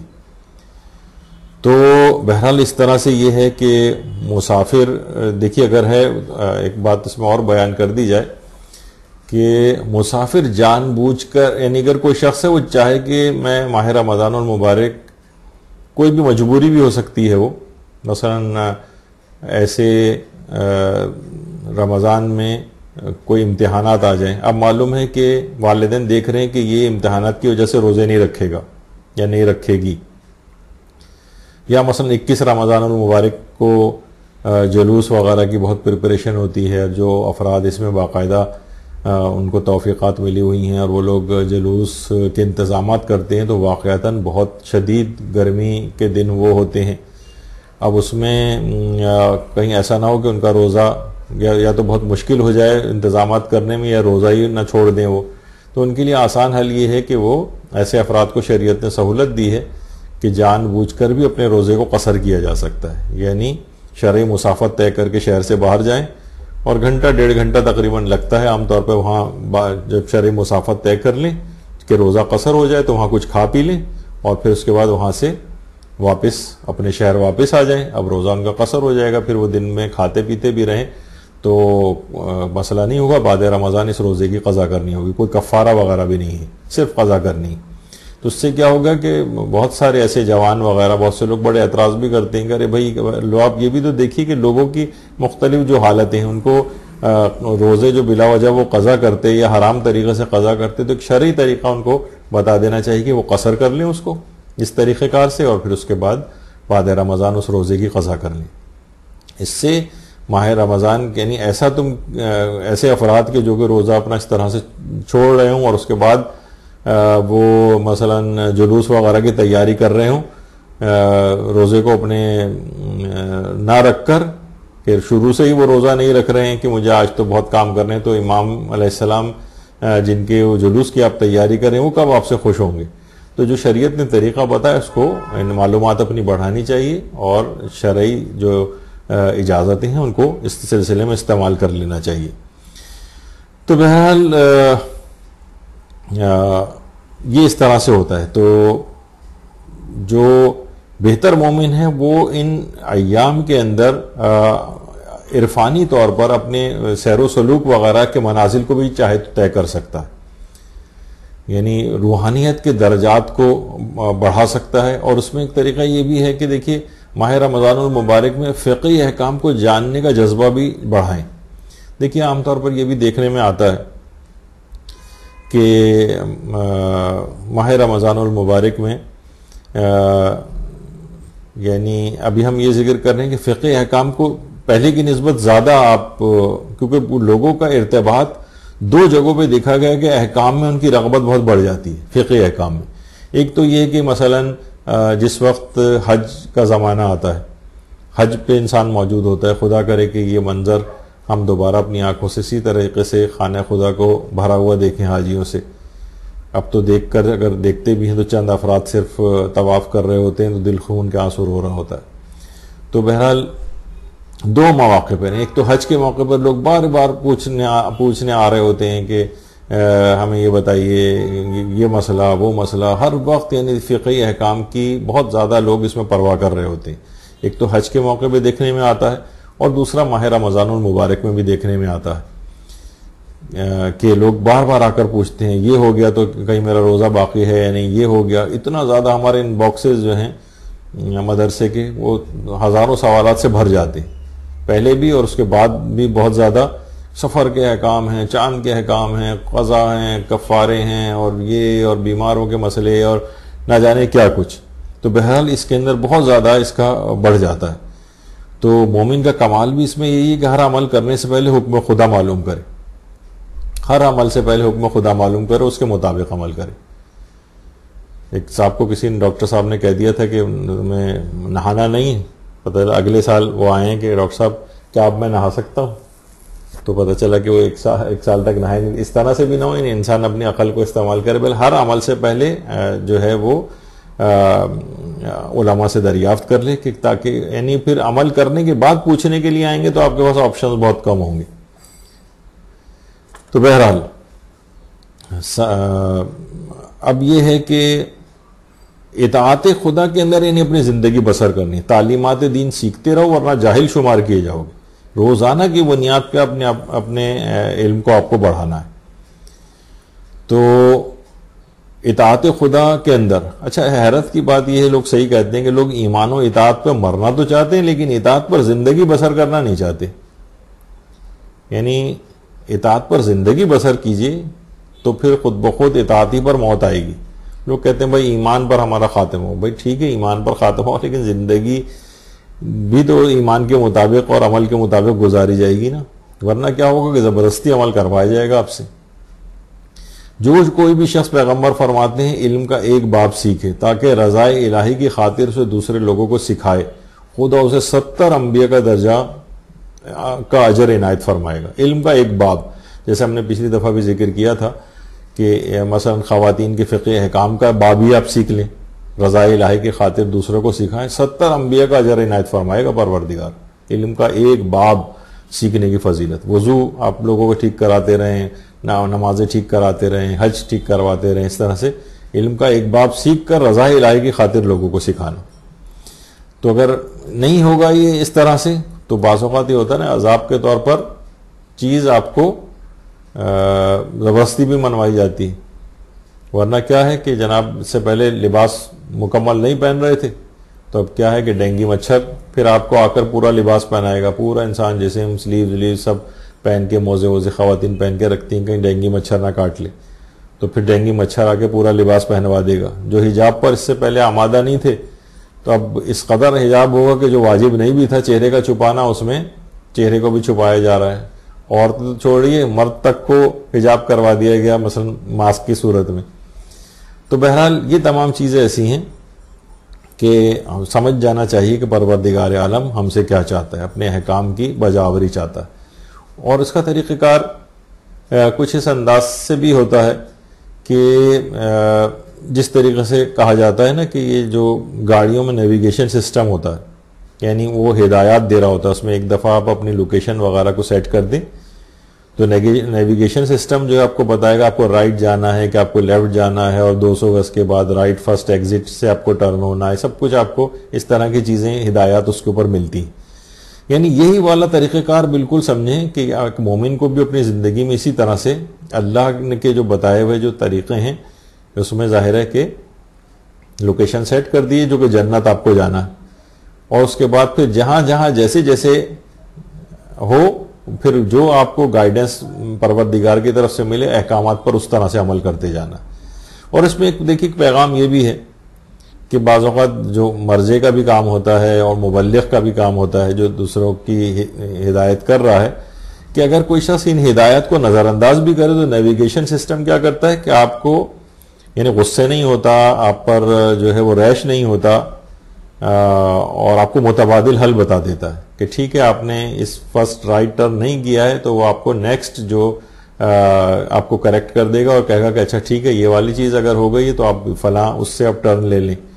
اس میں بھی آپ اگر اس کو نظر انداز کریں تو آپ کو بغیر ریش ہوئے اور گالیاں دیے بغیر آپ کو پھر جو ہے متبادل رستے بتانے لگتا ہے. تو ایک مبلغ کا بھی یہ ہوتا ہے کہ اسے ریش نہیں ہونا چاہیے, لوگ غلطیوں پہ غلطیاں کرتے ہیں تو بہرحال ان کو اس طرح سے لوگوں کو ہیلپ کرنی چاہیے کہ اگر غلطیاں کر بھی رہے ہوں اپنی نادانی میں, اپنی جہالت کی وجہ سے, تو آدمی غصے نہ ہو بلکہ اسی تحمل کے ساتھ نیویگیشن سسٹم جیسے آپ کو تحمل کے ساتھ آپ کی غلطیوں کی اصلاح کر رہا ہوتا ہے اور متبادل چیز بتا رہا ہوتا ہے, اس طرح سے لوگوں کی بھی آپ ہیلپ کریں. دیکھیے توضیح المسائل رسالہ عملیہ کا کثرت سے مطالعہ کرنا ہے، ورنہ تو بہتر مومن نہیں بن سکیں گے، کیونکہ رسالہ عملیہ ہی سے آپ کو یہ نیویگیشن سسٹم یہ سمجھیں گے یہ رسالہ عملیہ ہے، یعنی آپ کو یہ بتا رہا ہے کہ کب آپ کو کس طریقے سے عمل کرنا۔ آیت اللہ بہجت سے کسی نے آ کر کہا کہ ہمیں یہ بتائیے کہ سیر و سلوک کے منازل کو ہم کیسے طے کریں، سیر و سلوک کے، یعنی روحانی طور پر اپنے آپ کو بلند کیسے کریں۔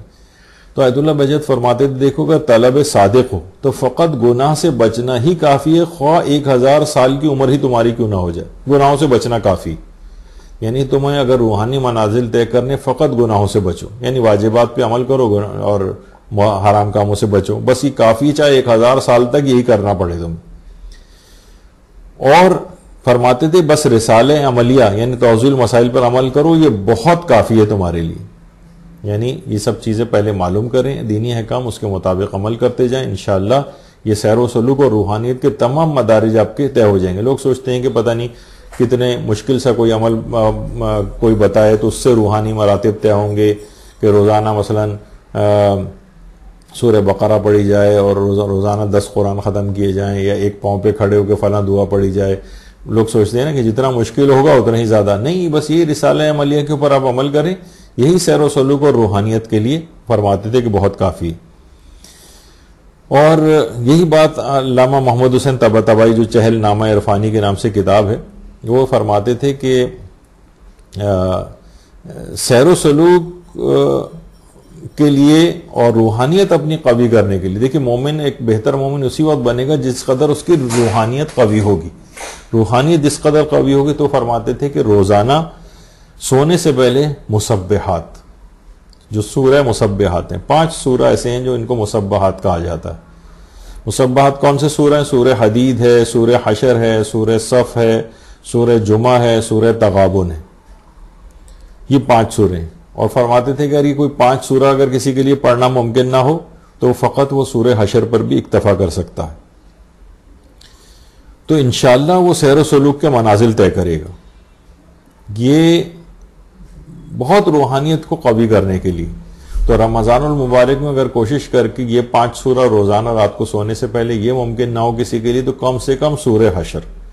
اور امام خمینی کے جو استاد تھے آیت اللہ شاہ آبادی، امام خمینی فرماتے تھے کہ وہ بہت زیادہ تاکید کرتے تھے سورہ حشر کی جو آیات ہیں، جو کہ یا ایھا الذین آمنوا اتقوا اللہ سے لے کر اور آخر سورہ حشر تک جو آیات پڑھی جاتی ہیں، وہ فرماتے تھے اگر ان آیات کو تدبر اور معنی کے ساتھ تلاوت کیا جائے سمجھتے ہوئے ہر تعقیبات نماز کے بعد اور آخر شب میں جب انسان کا دل ذرا دنیا کے جھمیلوں سے فارغ ہوتا ہے، تو اصلاح نفس کے لیے انتہائی مجرب ہے۔ کہتے تھے آپ کا نفس اس قدر قوی ہو جائے گا، اس قدر اس کی اصلاح ہو جائے گی، اور یہی ہمارا موضوع بھی ہے کہ رمضان المبارک میں خود کو بہتر مومن کیسے بنائیں۔ تو رمضان المبارک کی ان راتوں سے، عمومی راتوں کے اندر بھی اور رمضان المبارک میں تو اور تاکید ہے کہ مسبحات کے جو سورے ہیں 5 یہ، اور یہ اگر ممکن نہ ہو سب کے سب پڑھنے تو سورہ حشر۔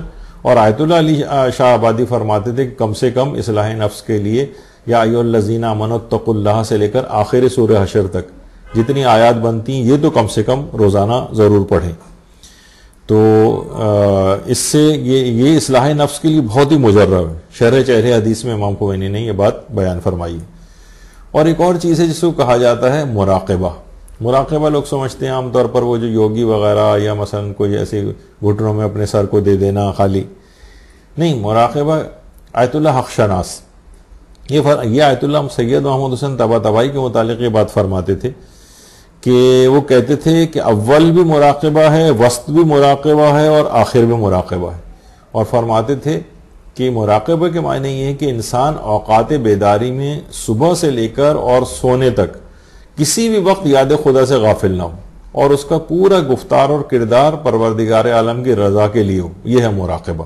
مراقبہ گھٹنوں میں سر دینے کا نام نہیں ہے، بلکہ یہ ہے مراقبہ۔ تو سوائے پروردگار عالم کے اس کے دماغ میں کچھ نہ ہو، ہر وقت پروردگار عالم اس کے دماغ میں رہے۔ جب یہ آقائے آیت اللہ محمد حسین طباطبائی یہ بات فرماتے تھے کہ گھر میں باقاعدہ لکھ کے لگانا چاہیے الم یعلم بان اللہ یرا، کہ ابھی بھی اس بات کا وقت نہیں آیا کہ انسان اس بات کو جان لے کہ اللہ اس کو دیکھ رہا ہے۔ اللہ ہر وقت دیکھ رہا ہے، ہر جگہ اس کی ہر چیز کو اس کی دیکھ رہا ہے. یہ والا مراقبہ کہ کوئی عمل میرا پروردگار عالم کے احکام کی مخالفت کے ساتھ نہ ہو. تو یہ اس کو کوشش کرنی چاہیے کہ یہ چیز فقط رمضان میں تو انسان ہر وقت ذرا کانشیس رہتا ہے کہ میں روزے کی حالت سے ہوں, رمضان المبارک چل رہا ہے, مجھے یہ نہیں کرنا چاہیے. یعنی ایک طرح سے وہ پروردگار کے محضر میں خود کو حاضر سمجھ کے گناہوں سے پرہیز کر رہا ہوتا ہے. لیکن عام زندگی جب شروع ہوتی ہے تو یہ مراقبہ اس کا کمزور پڑنے لگتا ہے. تو کہتے تھے کہ اول بھی, وسط بھی اور آخر بھی. یعنی سب سے بہتر چیز یہ کہ انسان ہر وقت اس بات کی موازمت کرے کہ پروردگار مجھ کو دیکھ رہا ہے, کسی بھی وقت خدا کی یاد سے غافل نہ ہو, اپنے گفتار کردار ہر چیز کے اندر ہر وقت خدا کو اپنے سامنے رکھے. تو یہ بڑی اہم چیز ہے کہ اس کو رکھنا چاہیے. کہ آیت اللہ محمد حسین طباطبائی خود بھی اس مراقبے کے بہت زیادہ قائل تھے اور اپنے شاگردوں کو بھی اس کی بہت زیادہ تاکید فرماتے تھے. نماز شب کا بھی یہی ایک بہت بڑا کہ دیکھیے ایسا کون سا کوئی شخص ہوگا کہ جو کہ کسی بلند مقام پر یا اپنے آپ کو بہتر بنانا چاہ رہا ہے یا روحانی طور پر قوی کرنا چاہ رہا ہے اور نماز شب کا پابند نہ ہو. نماز شب کی پابندی اس قدر ضروری. امام خمینی کے لیے کہا جاتا ہے کہ جب جلا وطنی ترک کر کے وہاں سے فرانس سے واپس آ رہے تھے تو پورا جہاز سو رات کی فلائٹ تھی. امام خمینی پوری رات نماز شب اور عبادت پروردگار کو انجام دیتے رہے جہاز کے آخری حصے میں. علماء کی سیرت میں بھی آیت اللہ جمال الدین گلپائگانی یہ اپنے بیٹے سے کہتے تھے, دیکھو اگر تم نے نماز شب نہیں پڑھی تو میں تم کو آنکھ کر دوں گا. یعنی مستحبات میں بیٹا بھی کہتا تھا بابا میں مستحب کام کو ترک کرنے کی وجہ سے آپ مجھے آنکھ کا کرنے کو کہہ رہے ہیں. آنکھ کہتے ہیں اصل میں والدین کو اذیت پہنچانا. یعنی آقا جمال الدین گلپائگانی کہتے تھے کہ نہیں اتنے بڑے مقام کو تم حاصل کر سکتے ہو اور نماز شب نہ پڑھ کے اسے حاصل نہیں کرو گے تو مجھے اذیت ہوگی اس سے. یعنی اپنے بیٹے کو اس کام کے ذریعے اس کا مستقبل بنا رہے تھے. دنیا کی میں مستقبل میں حاصل ہونے والی یہ تمام چیزیں تو فنا پذیر ہوتی ہیں, نماز شب کے ذریعے حاصل ہونے والے مستقبل کو کوئی خطرہ نہیں ہوتا, یعنی وہ بالکل محفوظ ہو جاتا ہے. تو کہتے تھے کہ اگر نماز شب نہیں پڑھی تم نے میں تمہیں آنکھ کر دوں گا. یعنی آنکھ سے مراد مجھ کو اذیت ہوگی. یہ آنکھ سے مراد یہ نہیں کہ جائیداد وغیرہ نہیں ملے گی, یہاں پر یہ ہے کہ والدین کو اذیت پہنچانا, مجھے اذیت پہنچے گی. اتنے بڑا مثلا کوئی کسی کا بیٹا بہت آسانی کے ساتھ بڑے مقامات کو حاصل کر سکتا ہے اور وہ اپنی سستی اور لاپرواہی میں سوتا رہے پڑا ہوا اور کچھ نہ کرے, تو کوئی بھی حساس والد یا والدہ جو ہوگی وہ یعنی اس کو اذیت پہنچے گی اس سے کہ اس کو اپنے مقام کو بنانا چاہیے, کہاں اپنے وقت کو ضائع کر رہا ہے. تو علماء کی سیرت کے اندر یہ ملتا ہے کہ نماز شب تو اس رمضان المبارک میں 11 رکعت اگر بلکہ 11 رکعت کی نماز اس کو پڑھنی چاہیے. نماز شب ٹھیک ہے اس میں پھر سہولت ہے, 11 رکعت کوئی نہ پڑھ سکے تو مثلا 3 رکعت بھی پڑھ سکتا ہے, بہت اس کا بھی وقت نہ ہو بل تو کیوں وقت نہیں ہے 1 رکعت بھی پڑھ سکتا ہے. اور تمام رکعات کے اندر فقط سورہ الحمد کے اوپر بھی اکتفا کر سکتا ہے, دوسرا سورہ بھی چھوڑ سکتا ہے, چلتے پھرتے بھی پڑھ سکتا ہے, سواری پہ بھی پڑھ سکتا ہے, بیٹھ کر بھی پڑھ سکتا ہے. کتنی سہولیات اس کے اندر موجود ہیں. وقفے سے بھی پڑھ سکتا ہے کہ 4 رکعت ابھی پڑھ لی, پھر 1 آدھ گھنٹے کے بعد 4 رکعت پڑھ لی. اتنی اور سہولت ہے آغا سیستانی کے فتوے میں کہ نماز مغرباً پڑھنے کے فوراً بعد بھی پڑھ سکتا ہے, ضروری نہیں کہ آدھی رات کو اٹھ کر پڑھے. تو بہرحال یعنی کسی بھی صورت اس کا عادی بن جانا ہے. عادی بن جانے کے معنی فقط یہ وہ نہ ہو کہ رمضان المبارک میں صرف تقوی کا حیضہ ہوا ہے اور جناب اس کے بعد پھر جیسی رمضان ختم ہوا اور اس کے بعد سب چیزیں پھر ختم ہو گئی, نماز شب پھر 0 پہ چلی گئی. نہیں, مسلسل اس کو جاری رکھنا ہے. بہتر مومن انسان اسی وقت بنے گا جب رمضان المبارک سے آپ نے اس کی ابتدا کی ہے اور دل عبادت کی طرف عموماً راغب بھی ہوتا ہے. اس موقع سے فائدہ اٹھا کے اس کو عادی بنا لیں 30 دنوں میں نماز شب پڑھنے کا, اور 11 رکعت ہی ہو زیادہ بہتر ہے. کسی کی اتنی ہمتیں نہیں ہے تو کم سے کم 1 رکعت سے ابتدا کرے, پھر 3 رکعت کر دے اور اس طرح کر کے 11 رکعت تک اس کو لے جائے. تو رمضان المبارک میں نماز شب دیکھیے اس قدر راتوں کی عبادت کی اہمیت ہے کہ ابو بصیر نے امام جعفر صادق علیہ الصلوۃ والسلام سے روایت کی ہے کہ آپ نے فرمایا کہ حضرت امیر المومنین علیہ السلام نے یہ بات ارشاد فرمائی تھی کہ میں چرواہا ہوں, انسانوں کا چرواہا. کیا تم یہ سمجھتے ہو کہ ایک چرواہا اپنی بکریوں کو نہیں پہچانتا؟ حضرت کے الفاظ سن کر جویریہ نے کھڑے ہو کر کہا کہ یا امیر المومنین آپ کی بکریاں کون ہیں؟ تو آپ نے فرمایا شب بیداری کی وجہ سے زرد چہروں والے اور ذکر خدا سے خشک ہونٹوں والے. یعنی امیر المومنین بھی یہ بات چاہتے ہیں کہ شب بیداری میں عبادت خدا کرنے والے ان کے چاہنے والے ہوں، ذکر خدا میں ان کے ہونٹ خشک ہو جائیں، اس قدر ذکر خدا کرنے والے ہوں. اصلاً یہ امیر المومنین کو چاہیے. ان کو کہا جاتا ہے یہ ہیں علی کے پیچھے پیچھے چلنے والے. اس طرح چرواہا آگے آگے چل رہا ہوتا ہے اور اس کے پیچھے پیچھے سب بکریاں چل رہی ہوتی ہیں، تو اس کے نقش قدم پر چل رہی ہوتی ہیں. تو حضرت امیر فرماتے میں چاہتا ہوں کہ اس طرح سے. تو یہ کون سا شخص ہوگا کہ جو کہ نماز شب نہیں پڑھ رہا ہے، حتیٰ کہ رمضان المبارک میں بھی نماز شب کا پابند نہیں بن رہا ہے، تو یہ پھر خود کو ایک بہتر مومن نہیں بنا سکے گا اور رمضان المبارک تقریباً اپنا یہ ضائع کر دے گا. تو یہ اس کی بڑی اہمیت ہے، اس کو سوچنا سمجھنا چاہیے. ابھی جتنے بھی علماء اور عرفاء آپ کو اس میں بیٹھے ہوئے نظر آ رہے ہیں، یہ سب کے سب مختلف اوقات میں تھے، کچھ ساتھ بھی تھے، لیکن یعنی ایک ایسی کوئی فوٹو نہیں ہے کہ جس میں اس میں سمجھنے کے لحاظ سے ڈیزائن کی گئی ہے، ورنہ کہ ایک ساتھ بیٹھے ہوئے ان کے ساتھ ایک کمبائنڈ فوٹوگراف کھینچی گئی، ایسا نہیں ہے. لیکن یہ سارے عرفاء ایک بات کہتے تھے، کبھی بھی کوئی شخص کسی بھی بلند روحانی مقام کو نماز شب کا پابند بنے بغیر حاصل نہیں کر سکتا. سب یہ بات کہتے تھے. تو اگر کوئی واقعتاً خود کو بہتر مومن بنانا چاہتا ہے تو اس کو پابندی کے ساتھ 11 رکعت کی نماز شب کو پڑھنا چاہیے. ٹھیک ہے کبھی ایسا ہو جائے کہ اتنا وقت نہ ہو تو پھر وہ 3 رکعت یا 1 رکعت پہ بھی اکتفا کر سکتا ہے، لیکن اس کو ترقی کرنا ہے. اسی کے اوپر نہیں رہنا کہ اتنی مختصر نماز جو کہ اتنی آسان بھی ہو اس میں اتنی لاپرواہی اور تساہل برتا جائے. علماء سے رجوع اس سلسلے میں جو ہے بڑھنا چاہیے. ہر عمل سے پہلے پوچھ لینے کی عادت اس کو ڈالنی چاہیے. اب ہم تیز رفتاری کے ساتھ کیونکہ اتنا وقت نہیں ہے کہ اس کو بہت زیادہ طویل کیا جائے، اور لوگوں کو مسلسل معاف کر دینے کا اس کے اندر جذبہ پیدا ہونا چاہیے. رمضان المبارک میں کتنا درگزر آپ کرتے ہیں، کسی بات پہ غصہ آ رہا ہوتا ہے تو دوسرے کو معاف کرتے ہیں. یہ والا جذبہ مسلسل آگے کی زندگی میں بھی پیدا ہونا چاہیے. مبلغین بھی خود کو بہتر بنانے چاہیے. مبلغین کو چاہیے کہ خود کو بہتر بنائیں. یعنی وہ والی صورتحال نہ ہو کہ وہ جنت میں جب ایک عورت اور مرد کی شادی تھی، بلکہ ایک عورت نے کہا کہ کسی جنتی مرد سے میری تزویج فرما دیجئے، فرشتوں سے کہا. تو لطیفے میں ملتا ہے کہ فرشتوں نے کہا کہ پہلے کسی مولوی صاحب کو تو آنے دیجئے. تو بعض اوقات یہ بھی ہوتا ہے کہ مبلغین دوسروں کی تو بڑی اصلاح کی فکر کر رہے ہوتے ہیں اور خود عام طور پر خود اس سے غافل ہوتے ہیں. یعنی میں بیٹھا بڑی تقریر کر رہا ہوں کہ جناب آپ نماز شب پڑھیں اور خود مثلا نہ پڑھوں. آپ کو بہت اگر کہوں کہ مسائل دین کو سیکھیں اور خود نہ سیکھ رہا ہوں تو اس گفتگو میں کوئی اثر بھی پیدا نہیں ہوگا. مبلغین کو چاہیے کہ خود کو بہتر بنائیں، بہتر سے بہتر بنائیں، عام عوام سے خود کو بہتر بنائیں. بلکہ دیکھنے میں آتا ہے بعض اوقات عام عوام ان سے زیادہ بہتر عمل کر کے دکھا رہی ہوتی ہے، اور وہ بس علم کی حد تک حاصل کر لیا ہے اور تقریر کر لیتے ہیں لیکن خود اس پر عامل نہیں ہو پاتے.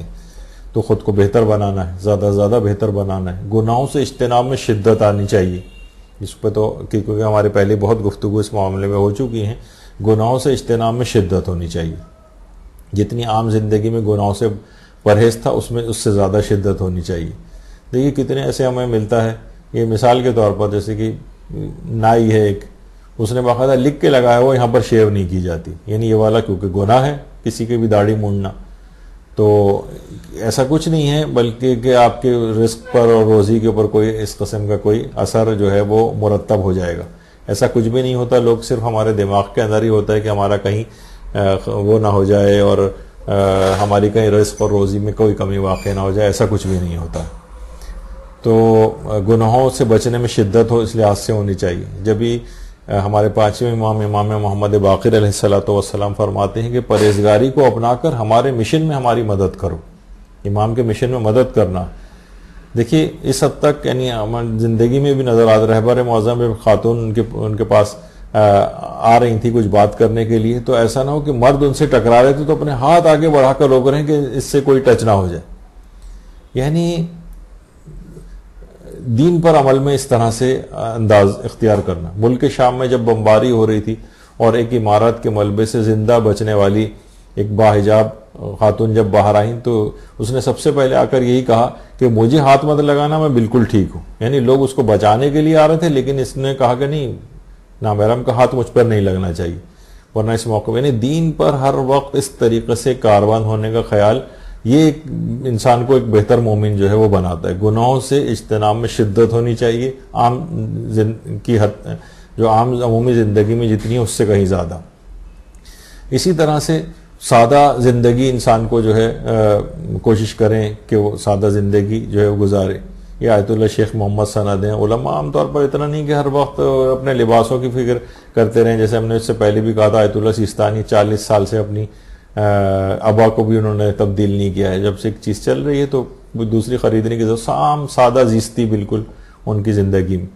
آیت اللہ صادق صدر آپ دیکھیں کہاں سادہ زندگی, بالکل زمین پر بیٹھ گئے, کوئی اتنا جاہو جلال اور کر و فر اور وہ اس طرح سے نہیں نظر آتا عمومی زندگی میں.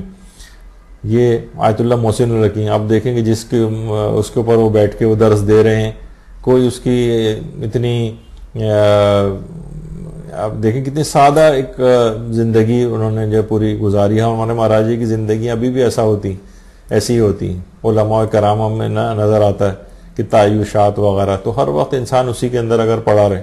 سادہ افطار کرنا ہمارے ہاں چلیں, اس میں کوئی حرج نہیں ہے, اچھے سے اچھا افطار کریں, لیکن عام طور پر پھر وہ ہر چیز پھر وہ ان کی زندگی میں ریفلیکٹ کرتی ہے. ویسے امام خمینی کا بھی ملتا ہے کہ جس وقت انہوں نے حتیٰ کہ بڑے بڑے آفیشلز کی بھی کبھی وہ دعوت افطار کرتے تھے تو یعنی ان میں کسی میں بھی کوئی فرق نہیں کرتے تھے, اور انتہائی سادہ چیزیں وہی صرف پنیر ہوتا تھا, روٹی ہوتی تھی اور سلاد ہوتی تھی اور دہی, اور اس طرح کی بہت ہی سادہ قسم کا افطار اگر دعوت افطار پہ وہ بھی سادہ طریقے سے اس طرح سے ہوتا تھا.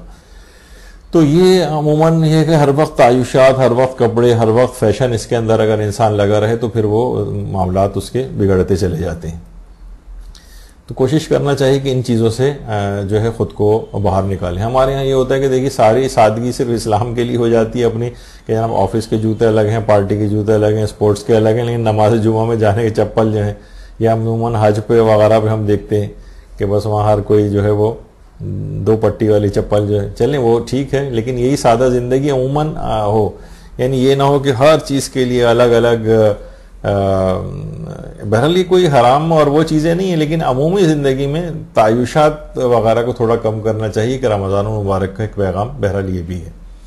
نوافل یومیہ کی ادائیگی, یہ بڑی پابندی کے ساتھ, اس میں اسی رمضان سے اگر اس کی عادت پڑ جائے, اگر مثلا نوافل یومیہ جو ہیں ہر واجب نماز کے ساتھ جو مستحب نمازیں وغیرہ پڑھی جاتی ہیں, تو نوافل یومیہ وہ انسان اگر یہ نہ پڑھ سکے تو اس کا ایک اور بھی ہے کہ 1 مد یعنی 3 پاؤ اناج یا آٹا وغیرہ یہ دن کے نوافل کے لیے دے دے, اور 3 پاؤ آٹا رات کے لیے, یعنی 1.5 کلو اگر یہ کم سے کم, اگر اس کے پاس اتنا وقت نہیں ہے اور پیسے کو قائم مقام اپنے بنانا چاہ رہا ہے اور اس کا چاہتا ہے کہ نوافل یومیہ کا ثواب لے, تو 1.5 کلو آٹا یعنی سمجھیں تقریباً 25 کلو کے نہیں 1.5 کلو آٹا اگر روزانہ اگر ہو تو 1 کلو کے اعتبار سے 30 کلو ہو جائے گا, اور 1.5 کلو کے اعتبار سے شاید 45 کلو کے قریب جو ہے وہ ہو جائے. تو 45 کلو آٹا اگر 1 مہینے میں دے دے تو نوافل یومیہ کا بھی اس کو ثواب مل سکتا ہے. تو یہ شریعت کے اندر چیزیں سب بتائی گئی ہیں. تو نوافل موت کی زیادہ سے زیادہ اس میں کوشش کر کے کہ انسان موت کی یاد رکھے, موت کو یاد کرے, اور پھر سوچے کہ یہ زندگی تو بہرحال دیکھیے اسی طرح سے گزر جائے گی, کل کو بہرحال کتنی بھی تعیشات جمع کر لیں جانا اسی مٹی کے اندر ہے. تو اس کو انسان یہ سوچے, اور کتنی بے کسی کے عالم میں وہ قبر کے اندر جا کر لیٹے گا. تو یہ اس کو احساس دلانے کے لیے یہ ماہ رمضان میں ان چیزوں کو, اپنے اخلاق کو, سب چیزوں کو بہت زیادہ بہتر بنانے کی ضرورت ہے.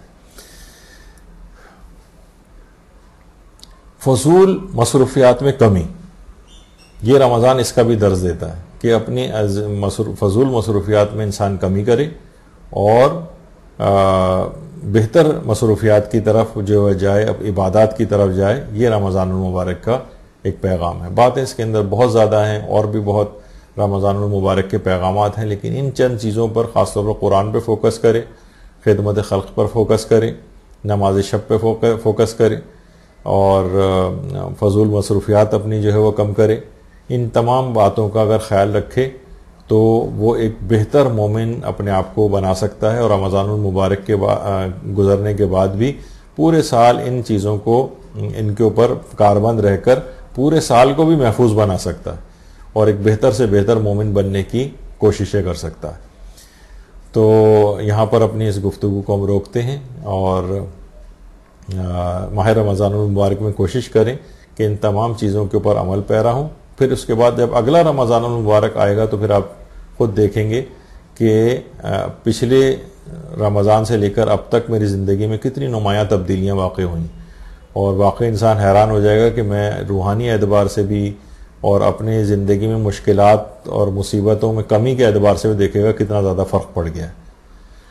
تو بہرحال اس دعا کے ساتھ کہ پروردگار عالم اس آنے والے ماہ رمضان المبارک میں سے مکمل طور پر ہمیں استفادہ کرنے کی توفیق عنایت فرمائے، خود کو بہتر سے بہتر مومن بنا سکیں، تاکہ اپنے زمانے کے امام کے سامنے جب ہمارے نامہ اعمال جائے تو وہ اس کو دیکھ کر بہت خوشی محسوس کریں کہ میرے ماننے والے نے صرف ماہ رمضان میں اپنے آپ کو کس قدر بہتر بنا لیا ہے۔ وصلی اللہ علی محمد وآلہ الطیبین الطاہرین۔ اللہم صل علی محمد وآل محمد وعجل فرجہم۔